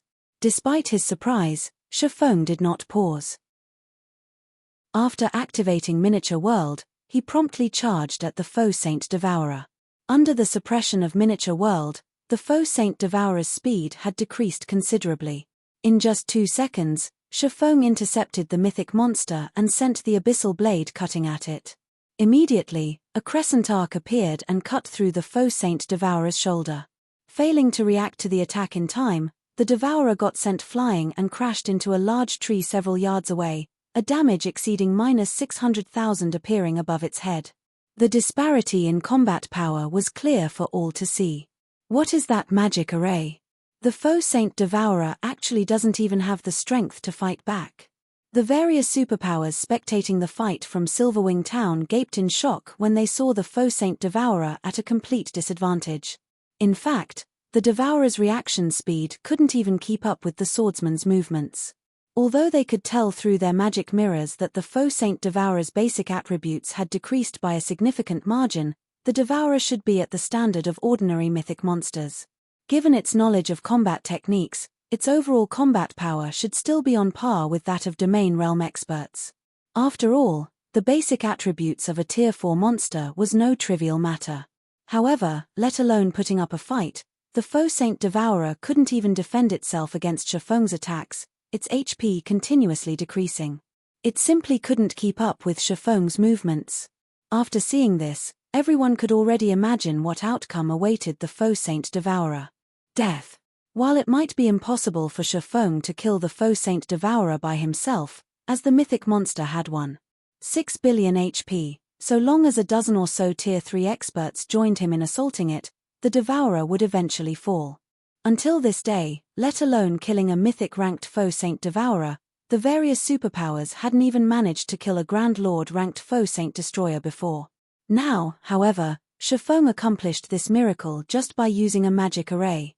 This was simply unbelievable. Following which, time passed quickly. Less than 10 minutes after Shifeng activated Miniature World, all the faux Saint Saboteurs on the battlefield had already fallen to the patrol army, while the faux Saint Destroyer's HPs were down by half. As for the faux Saint Devourer, with Shifeng, Purple Eye, and several dozen other Tier 3 experts attacking it, its HP had fallen below the 70% threshold already. The players present could not help growing excited at this scene. This was especially true for the members of the various adventurer teams. After all, the faux Saint monster's undefeated streak had finally ended.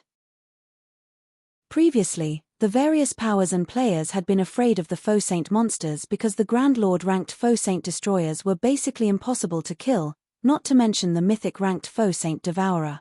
However, now that killing these Grand Lord and mythic-ranked faux Saint monsters was no longer a problem, not only was there hope of Star Moon Kingdom's survival, but reclaiming some of the kingdom's lost land might even be possible.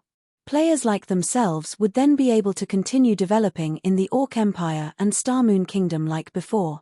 I don't know who that person is, but after this battle, the situation in the Orc Empire and Star Moon Kingdom is most likely going to change, Illusory Words said, the corners of her lips curling up slightly as she watched Shifeng suppressing the faux Saint Devourer on the magic mirror.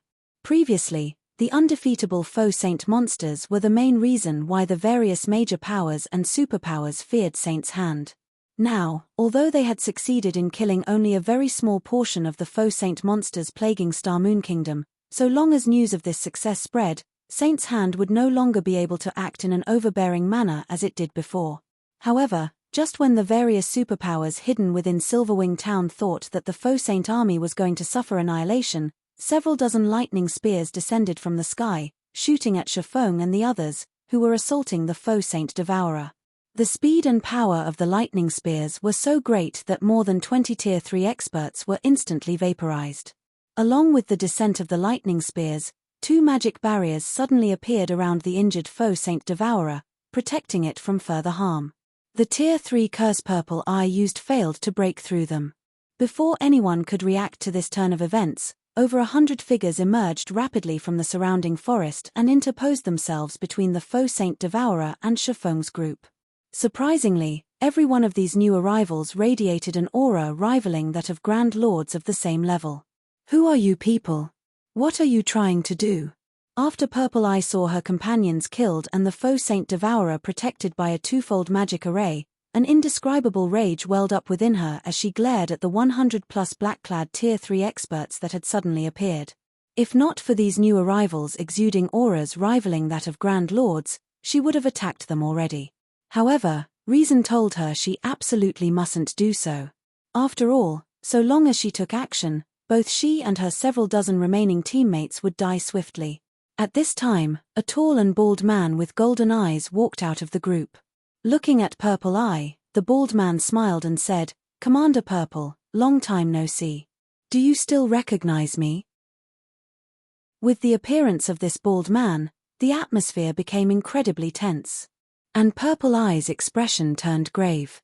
"Thousand Eyes, why are you here?" Purple Eye demanded, a tinge of fear darkening her eyes as she looked at this bald man. What is Saint's Hand trying to do? As for why she feared this bald man named Thousand Eyes, it was because he was the commander of one of Saint's Hand's 3 trump card legions. He was also the monster responsible for capturing the Star Alliance's guild city. Thousand Eyes' basic attributes rivaled those of ordinary mythic monsters. He had even instantly killed the domain realm expert that the secret pavilion sent to aid the Star Alliance. Do I even need to say it? It's because you people have gone too far. That's why we came to stop you, Thousand Eyes said. What do you mean? Purple Eye asked. It is only a matter of time before the faux saint monsters take over the entire eastern continent. After all, they are constantly growing stronger, and there is nothing players like ourselves can do to stop them. Our only option is to coexist with them, yet you are actually planning to kill the newly emerged faux saint Devourer, which is like a king to the faux saint monsters. If you kill the Devourer, you will only enrage those faux saint monsters even more. These monsters might even become more active during the day, Thousand Eyes said. Hence, we came to stop you from doing something stupid and aggravating the current situation. Thousand Eyes' words gave many of the adventurer team members present pause. Read latest chapters at Wuxia World. EU. The several thousand faux saint monsters here were merely a small portion of the countless faux saint monsters within Starmoon Kingdom. Moreover, just like Thousand Eyes had said, these faux saint monsters were incredibly vengeful. So long as a player killed one of these faux saint monsters, even more faux saint monsters would hunt down the said player. Even if the said player managed to fend off a few attacks, the faux saint monsters would simply continue attacking more frequently and in greater numbers. They would not stop until they exacted their vengeance.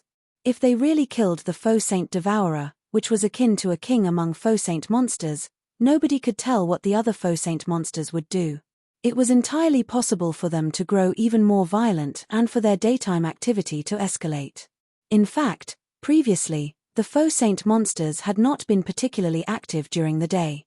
However, as the number of faux saint saboteurs that players killed increased, the faux saint monsters had indeed become more active during the day. They had also grown stronger much more quickly.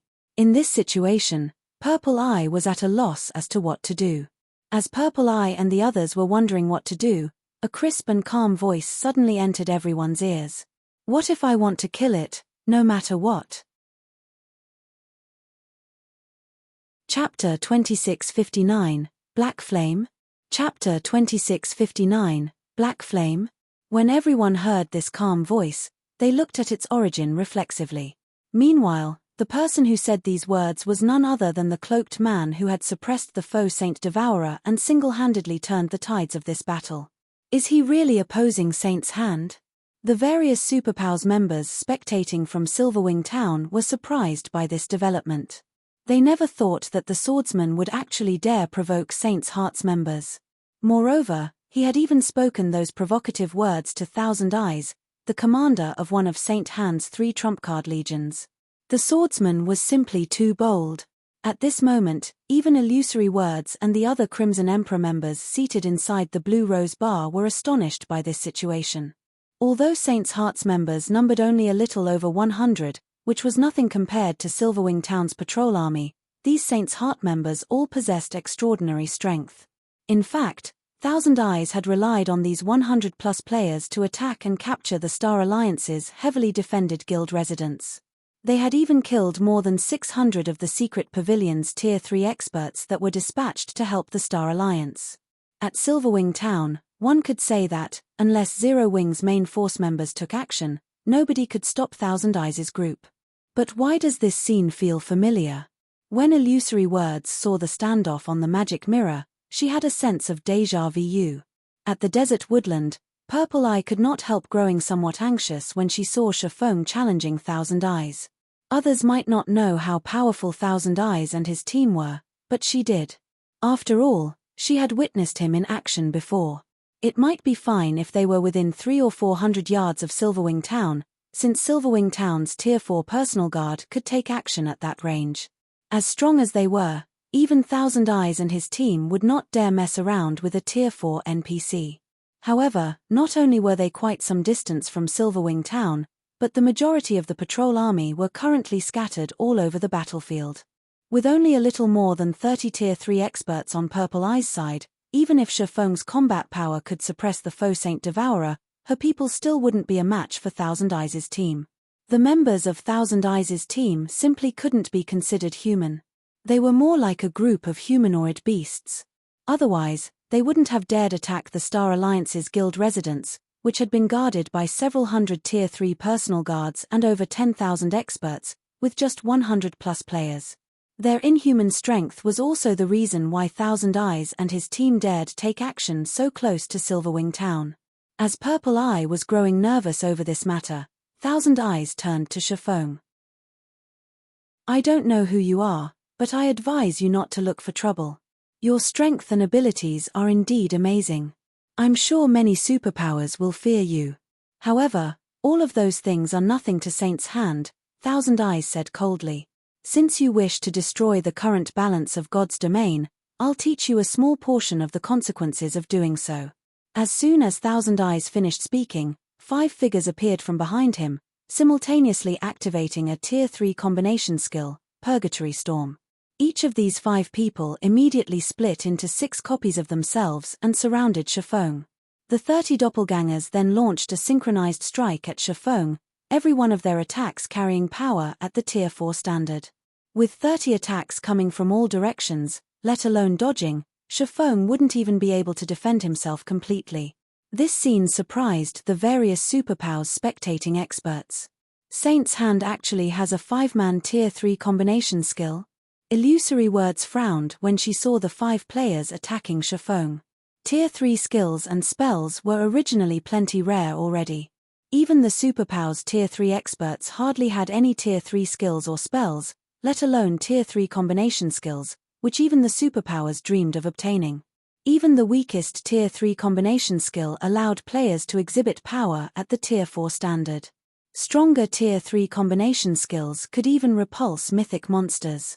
Tier 3 combination skills served as a trump card against mythic bosses. However, until now, there had been no news of any superpower obtaining a Tier 3 combination skill for 5 players. Even the strongest one required only 3 players to use. Against a 5-man, Tier 3 combination skill, even the Faux Saint Devourer would not emerge unscathed. A 5-man, Tier 3 combination skill. Sure enough, Saint's Hand's foundations truly are extraordinary. That guy must be stupefied right about now. When the various superpowers spectating members saw Shifeng surrounded, some of them laughed in ridicule while some sighed in disappointment. Although the swordsman indeed possessed astonishing strength, just like Thousand Eyes had said, it was nothing in front of Saint's Hand. The 30 attacks, which tore space, struck at Shifeng simultaneously, their frightening power making even Purple Eye, who stood over 30 yards away, feel stifled. Just as the 30 devastating attacks were about to devour Shifeng, however, he raised the abyssal blade overhead with both hands before swinging the magic weapon at the attacks. First sword, Light Shadow. The phantom of a gigantic great sword suddenly appeared in the air. However, compared to the previous times Shifeng executed Light Shadow, the phantom great sword felt much more solid this time. Moreover, just its manifestation made the surrounding space heavy. Even the attacks approaching Shifeng slowed down considerably. At this moment, it was as if only this phantom greatsword was moving while everything else remained static. Boom! The 30 attacks capable of repulsing even the Faux Saint Devourer shattered instantly into countless particles of light, and the surrounding space crumbled from the terrifying force of the impact. Immediately afterward, 5 figures went flying out of the shattered space like cannonballs and crashed into the large trees over 30 yards away. Despite the trunks of the large trees having a 4-meter diameter, The 5 figures came to a stop only after ramming through several of these forest giants. And when these figures eventually landed back on the ground, their HP bars depleted rapidly and stabilized only after hitting the 30% mark. This, upon seeing the 5 heavily injured Saints' Hand members, Purple Eye gaped in shock. With just one move, Shifeng not only shattered the 5-man, Tier 3 combination skill but even heavily injured the 5 Saints' Hand members. The ease with which he neutralized the attack made it seem as if the 5 Saints' Hand members were not peak experts boasting basic attributes rivaling that of Grand Lords, but merely ordinary players that one could find anywhere. "Who are you?" When Thousand Eyes saw that Shifeng had survived the clash unscathed, the confidence in his eyes disappeared, replaced by surprise and confusion. Read latest chapters at Wuxia World. Thousand Eyes knew full well how powerful the Purgatory Storm his 5 subordinates executed was. This combination skill could block even the attack of a superior mythic. Now, however, Shifeng had actually shattered the combination skill and heavily injured his 5 subordinates with just one move. This was simply inconceivable. At this moment, let alone Thousand Eyes, everyone else watching the fight wanted to know Shifeng's identity. "Who am I?" Turning his gaze to Thousand Eyes, Shifeng retorted calmly, "You have the gall to take action in Silverwing Town's vicinity, yet you're asking who I am? Don't you think this question of yours is idiotic?" Upon hearing Shifeng's words, silence suddenly befell the various superpowers spectating members as they all stared at Shifeng's cloaked figure in disbelief. Black Flame. Chapter 2660, Legendary Name. Chapter 2660, Legendary Name. When Shifeng pushed back the hood of his black cloak, a deathly silence filled his surroundings.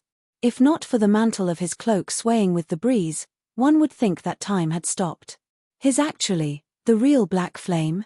Crazed Bull's eyes nearly fell out of their sockets as he goggled at Shifeng, his body shuddering involuntarily at this discovery. Black Flame. This was a name that every superpower on the continent knew. Black Flame was an existence that had pulled off numerous miracles in battle, one that even the superpowers had great difficulty dealing with. In the hearts of independent players, he was akin to a living legend.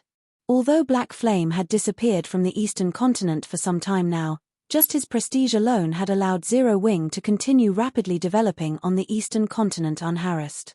Even an overbearing superpower like Saint's Hand did not dare mess around with Zero Wing and only quietly watched as the faux Saint monsters chipped away at Zero Wing's forces. Saint's Hand did not dare directly target any of Zero Wing's guild towns or cities. Moreover, because of Black Flame's name, no superpower, aside from a few like Starlink, dared to hinder Zero Wing economically. His finally back. Purple Eye could not help her excitement when she saw Shifeng's face. At the same time, though, an indescribable bitterness also filled her heart. Although the gap between the Star Alliance and Zero Wing had been widening all this time, Purple Eye had never given up on improving herself. She still hoped to surpass Aqua Rose and Gentle Snow one day and develop the Star Alliance into a superpower as well.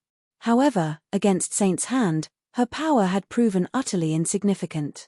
In the end, she could only watch as the Star Alliance's main headquarters in Starmoon Kingdom fell. In fact, she couldn't even adequately stop the faux Saint monsters' ambushes.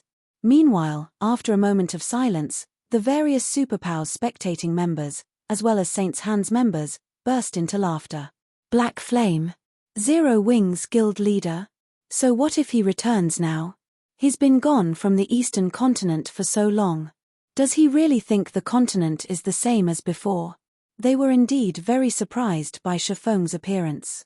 However, that was it, nothing more. After all, Shifeng had disappeared from the eastern continent for far too long. He simply didn't know the situation the eastern continent was currently in. So, you're Zero Wing's guild leader Black Flame. No wonder you could shatter that 5-man combination skill, Thousand Eyes said, applauding as he looked at Shifeng. In the next moment, though, he sneered, but so what if you've returned? Now that the faux Saint army has already given birth to a mythic-ranked faux Saint Devourer, many more of its kind will be appearing in the future. Nobody can stop the faux Saint army now. Do you think you can change things just because you've returned? He was familiar with the name of Black Flame. This was a monster that his guild leader had warned him to be careful of. If it were a few days ago, he would indeed be terrified of Shifeng. Now, however, let alone fearing Shifeng, he didn't even consider the swordsman a threat. Boss, why are we wasting words with him? Since he is Black Flame, we should let this old bastard know that he is already obsolete. This is no longer his era, urged Iron Tooth, formerly the chief shield warrior of the Purple Thorns Kingdom's #1 guild, Sin Realm, with a playful smirk on his face. He had always wanted to destroy the guild known as Zero Wing. Unfortunately, back then, Sin Realm was no match for Zero Wing at all. Now that he had joined Saint's Hand, however, he understood that Zero Wing wasn't a threat at all. Instead, it was merely a small stepping stone toward Saint's Hand's domination of the entire Eastern continent. I guess you're right. Thousand Eyes nodded in response to Iron Tooth's words. He then looked at Shifeng and said calmly, "Since you are Zero Wing's guild leader, then I'll make an exception today and show you Saint's Hand's true power." After saying so, Thousand Eyes glanced at Iron Tooth, who stood beside him. At this hint, Iron Tooth excitedly approached the faux Saint Devourer, which was behind a twofold magic array. What is he trying to do? The excited look on Iron Tooth's face gave Purple Eye an inkling that something was amiss. It's nothing much. He's just going to show you people what the power of the new era is like, Thousand Eyes said, a smirk appearing on his face as he looked at Purple Eye. As Thousand Eyes said that, Iron Tooth took out a silvery white crystal from his bag and started chanting an incantation. Suddenly, the faux Saint Devourer let loose a roar before its body burst into countless particles of silvery white light. These particles then merged with Iron Tooth's body. In the next moment, Iron Tooth transformed into a 6-meter-tall giant clad in silver armor. The aura he radiated much stronger than even that of the faux Saint Devourer. How is this possible? Everyone present was stunned by this scene. They never imagined that players could obtain the strength of faux Saint monsters. Moreover, it was obvious from the eyes of the armored giant that it was Iron Tooth. Only, Iron Tooth was currently much stronger than even the faux Saint Devourer. Previously, although the faux Saint Devourer possessed an incredible learning ability, its combat standard wasn't very high. It wasn't capable of exhibiting its full strength. However, now that Iron Tooth had gained control of this strength, the combat power he could exhibit would far exceed that of the faux Saint Devourer. Amazing. Truly amazing. So, this is the strength of a mythic ranked faux Saint monster? Iron Tooth was ecstatic when he sensed the power he currently wielded. At this moment, the other Saint's Hand members present could not help envying Iron Tooth. In front of such strength, players were nothing. If they could have such strength as well, they could single-handedly annihilate an entire army of players. They wouldn't even have to fear Tier 4 NPCs.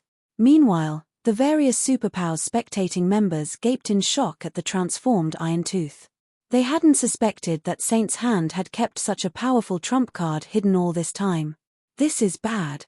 Although Iron Tooth is only in the flowing water realm, with the faux Saint Devourer's strength, let alone Black Flame, even Silverwing Town's Tier 4 personal guard might not be a match for him. Illusory Words' complexion darkened as she took in the armored giant displayed on the magic mirror. Originally, Shifeng's appearance should have been a joyous matter. With the combat power he possessed, he would be of great help in the current situation. However, Illusory Words had never imagined that Saint's Hand would have such a trump card. The strength Iron Tooth now wielded simply wasn't something current players could hope to go up against. And if Shifeng got killed at this point, his death would deal an unprecedented blow to both Zero Wing and Star Moon Kingdom. Meanwhile, after Iron Tooth experienced his newfound strength for a short moment, he turned around and stepped forward, instantly appearing before Shifeng. He was so fast that even Purple Eye failed to react to his movements in time. Black Flame, weren't you very powerful? Weren't you Star Moon Kingdom's legendary figure? Weren't you thinking of stopping Saint's Hand? I wonder how you feel about the situation now, Iron Tooth jeered as he looked down at Shifeng. Upon seeing Iron Tooth suddenly appear before Shifeng, the expressions of the patrol army's members turned indescribably grim. Even Purple Eye could not help panicking. Iron Tooth was simply too fast. By the time she sensed Iron Tooth moving, The latter had already appeared before Shifeng.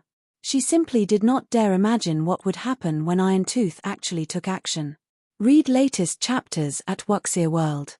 EU. However, despite Iron Tooth appearing before him without any warning, Shifeng's expression remained ineffably calm. "This move of yours is indeed amazing," Shifeng said as he shot a glance at Thousand Eyes.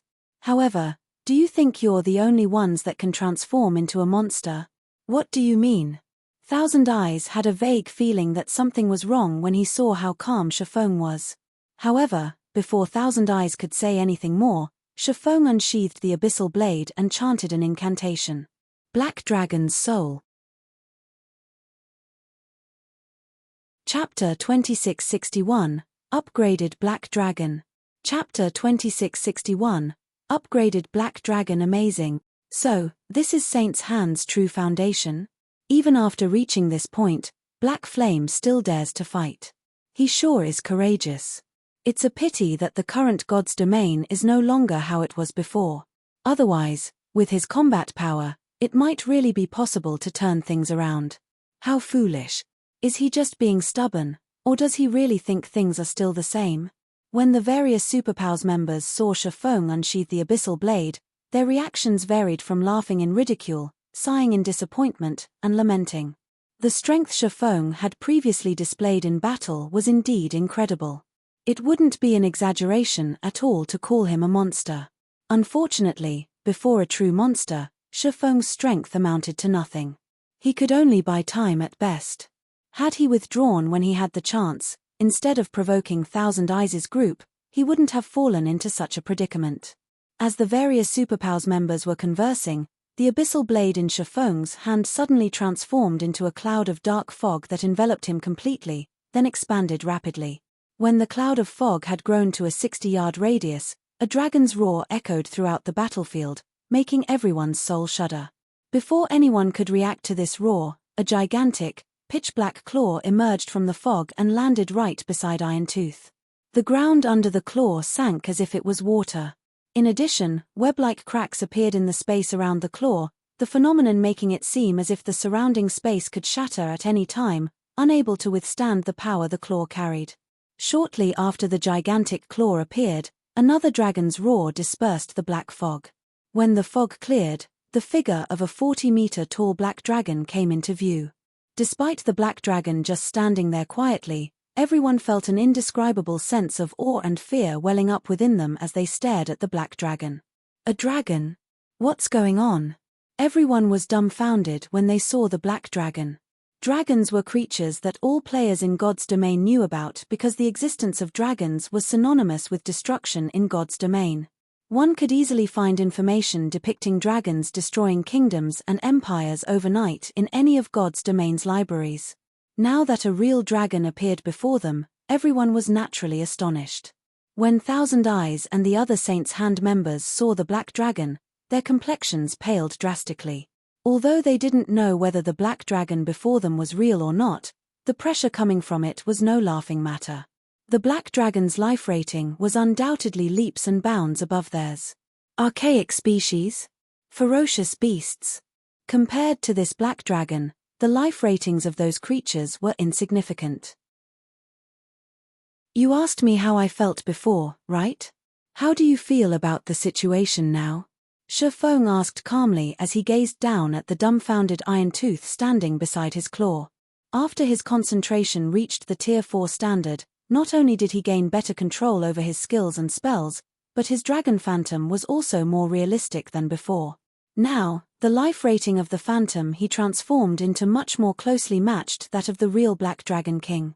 At this point, despite being a Tier 3 Black Dragon King, his basic attributes nearly rivaled those of mythic-ranked archaic species of the same level. At Shifeng's words, Iron Tooth's expression turned indescribably grim. An unprecedented fear flooded his heart. How is this possible? Didn't they say that his dragon transformation should push him only to the standard of ordinary mythic monsters?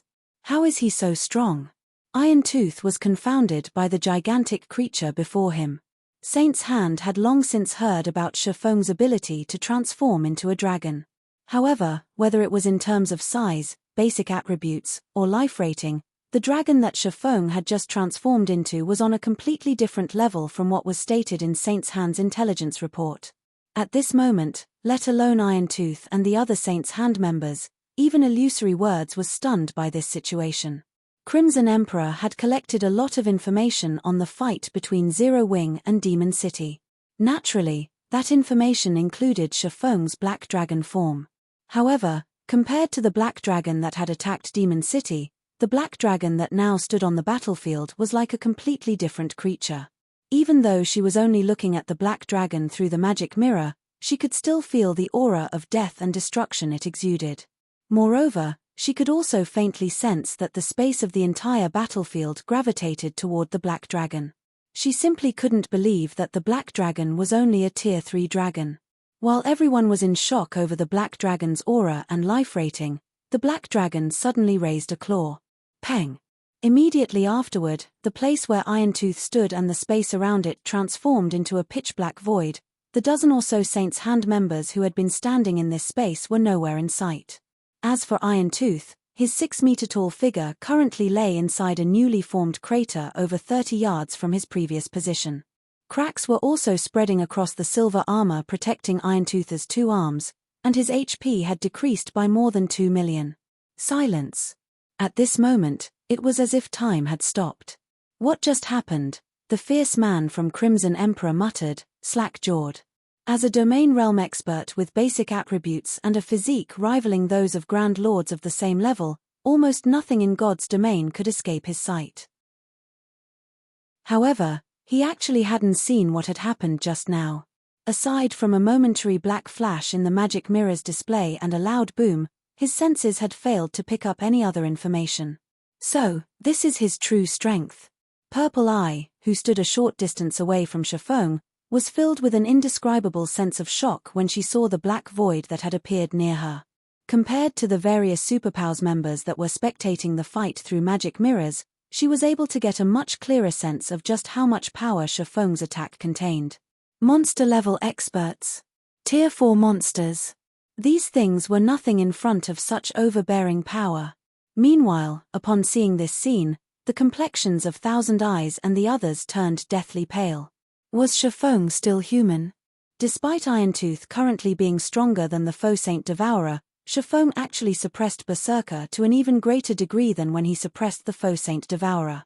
As for Iron Tooth, who had just stood himself back up inside the distant crater, horror colored his face as he gazed up at the black dragon Shifeng had transformed into. So close. He was so very close. If not for him having reacted sufficiently quickly and defended himself in time against the black dragon's swipe using his weapon, the consequences would have been unimaginable. It seems your reactions are pretty fast to be able to block that attack of mine, Shifeng said calmly as he looked down at Iron Tooth. However, how many attacks can you afford to block? Although Shifeng had casually executed the earlier attack, it still carried the power of an advanced combat technique. Had Iron Tooth failed to raise his weapon in time, he definitely would have suffered tremendously. Just as Shifeng was about to continue attacking, however, Thousand Eyes suddenly stepped forward. Guild Leader Black Flame, I admit that you are very powerful. However, you'd best not force our hand. Saint's Hand's goal is to maintain stability in God's domain, Thousand Eyes said coldly. If you really kill Iron Tooth now and break the balance, both the Faux Saint monsters and Saint's Hand definitely won't let Zero Wing off the hook. At that time, Silverwing Town and Zero Wing City will both face the wrath of an army of tens of millions. It was incredibly difficult for mythic-ranked Faux Saint monsters to spawn. Hence, everyone held great importance for both the Faux Saint monsters and Saint's Hand. Now that Iron Tooth had temporarily merged with the Faux Saint Devourer, killing Iron Tooth would also kill the Faux Saint Devourer. This definitely wasn't something the Faux Saint monsters and Saint's Hand would tolerate. Upon seeing Thousand Eyes threatening Shifeng, the spectating superpowers were surprised. This was the first time since Saint's Hand's establishment that such a situation occurred. Normally, the guild would just destroy all those that stood in its path. It had never bothered negotiating or making threats at all. It seems Thousand Eyes has been cornered this time. I wonder what Black Flame will do. What else can he do, aside from letting them go? Let alone Zero Wing, Even if the superpowers of the several neighboring kingdoms and empires worked together, they still wouldn't be able to prevent Saint's hand and tens of millions of faux Saint monsters from retaliating. However, while the various superpowers spectating members were discussing this matter, Chiffon glanced at Thousand Eyes and said in an ineffably calm voice, "So what?" After saying that, Chiffon used Dragon Breath on Iron Tooth and heavily injured him. The Berserker's HP fell by a sizable chunk. In his current state, Iron Tooth was utterly incapable of combat. Following which, Chiffon battered Iron Tooth with claw attacks, one after another, plundering large chunks of HP from the Berserker without pause. Thousand Eyes' complexion went through several shades of red when he saw Chiffon's wanton assault. Read latest chapters at Wuxia World. Is he crazy? Is he really not afraid of the faux Saint monsters and Saint's Hand's retaliation? Zero Wing is doomed. Zero Wing is truly doomed this time. When the various superpowers spectating members saw Iron Tooth's HP plummeting, they gaped in disbelief. They never thought that Chiffon would actually ignore the big picture and choose to kill Iron Tooth. In less than 6 minutes since Chiffon started his onslaught, Iron Tooth's HP, which was in the hundreds of millions, zeroed out, his body collapsing lifelessly to the ground. As for Thousand Eyes and the other Saint's Hand members, they merely watched the drubbing with dumbfounded expressions, none of them daring to do anything. You're tuning in to the Celestial War YouTube channel. Don't forget to subscribe and join us on this journey to catch the most captivating stories.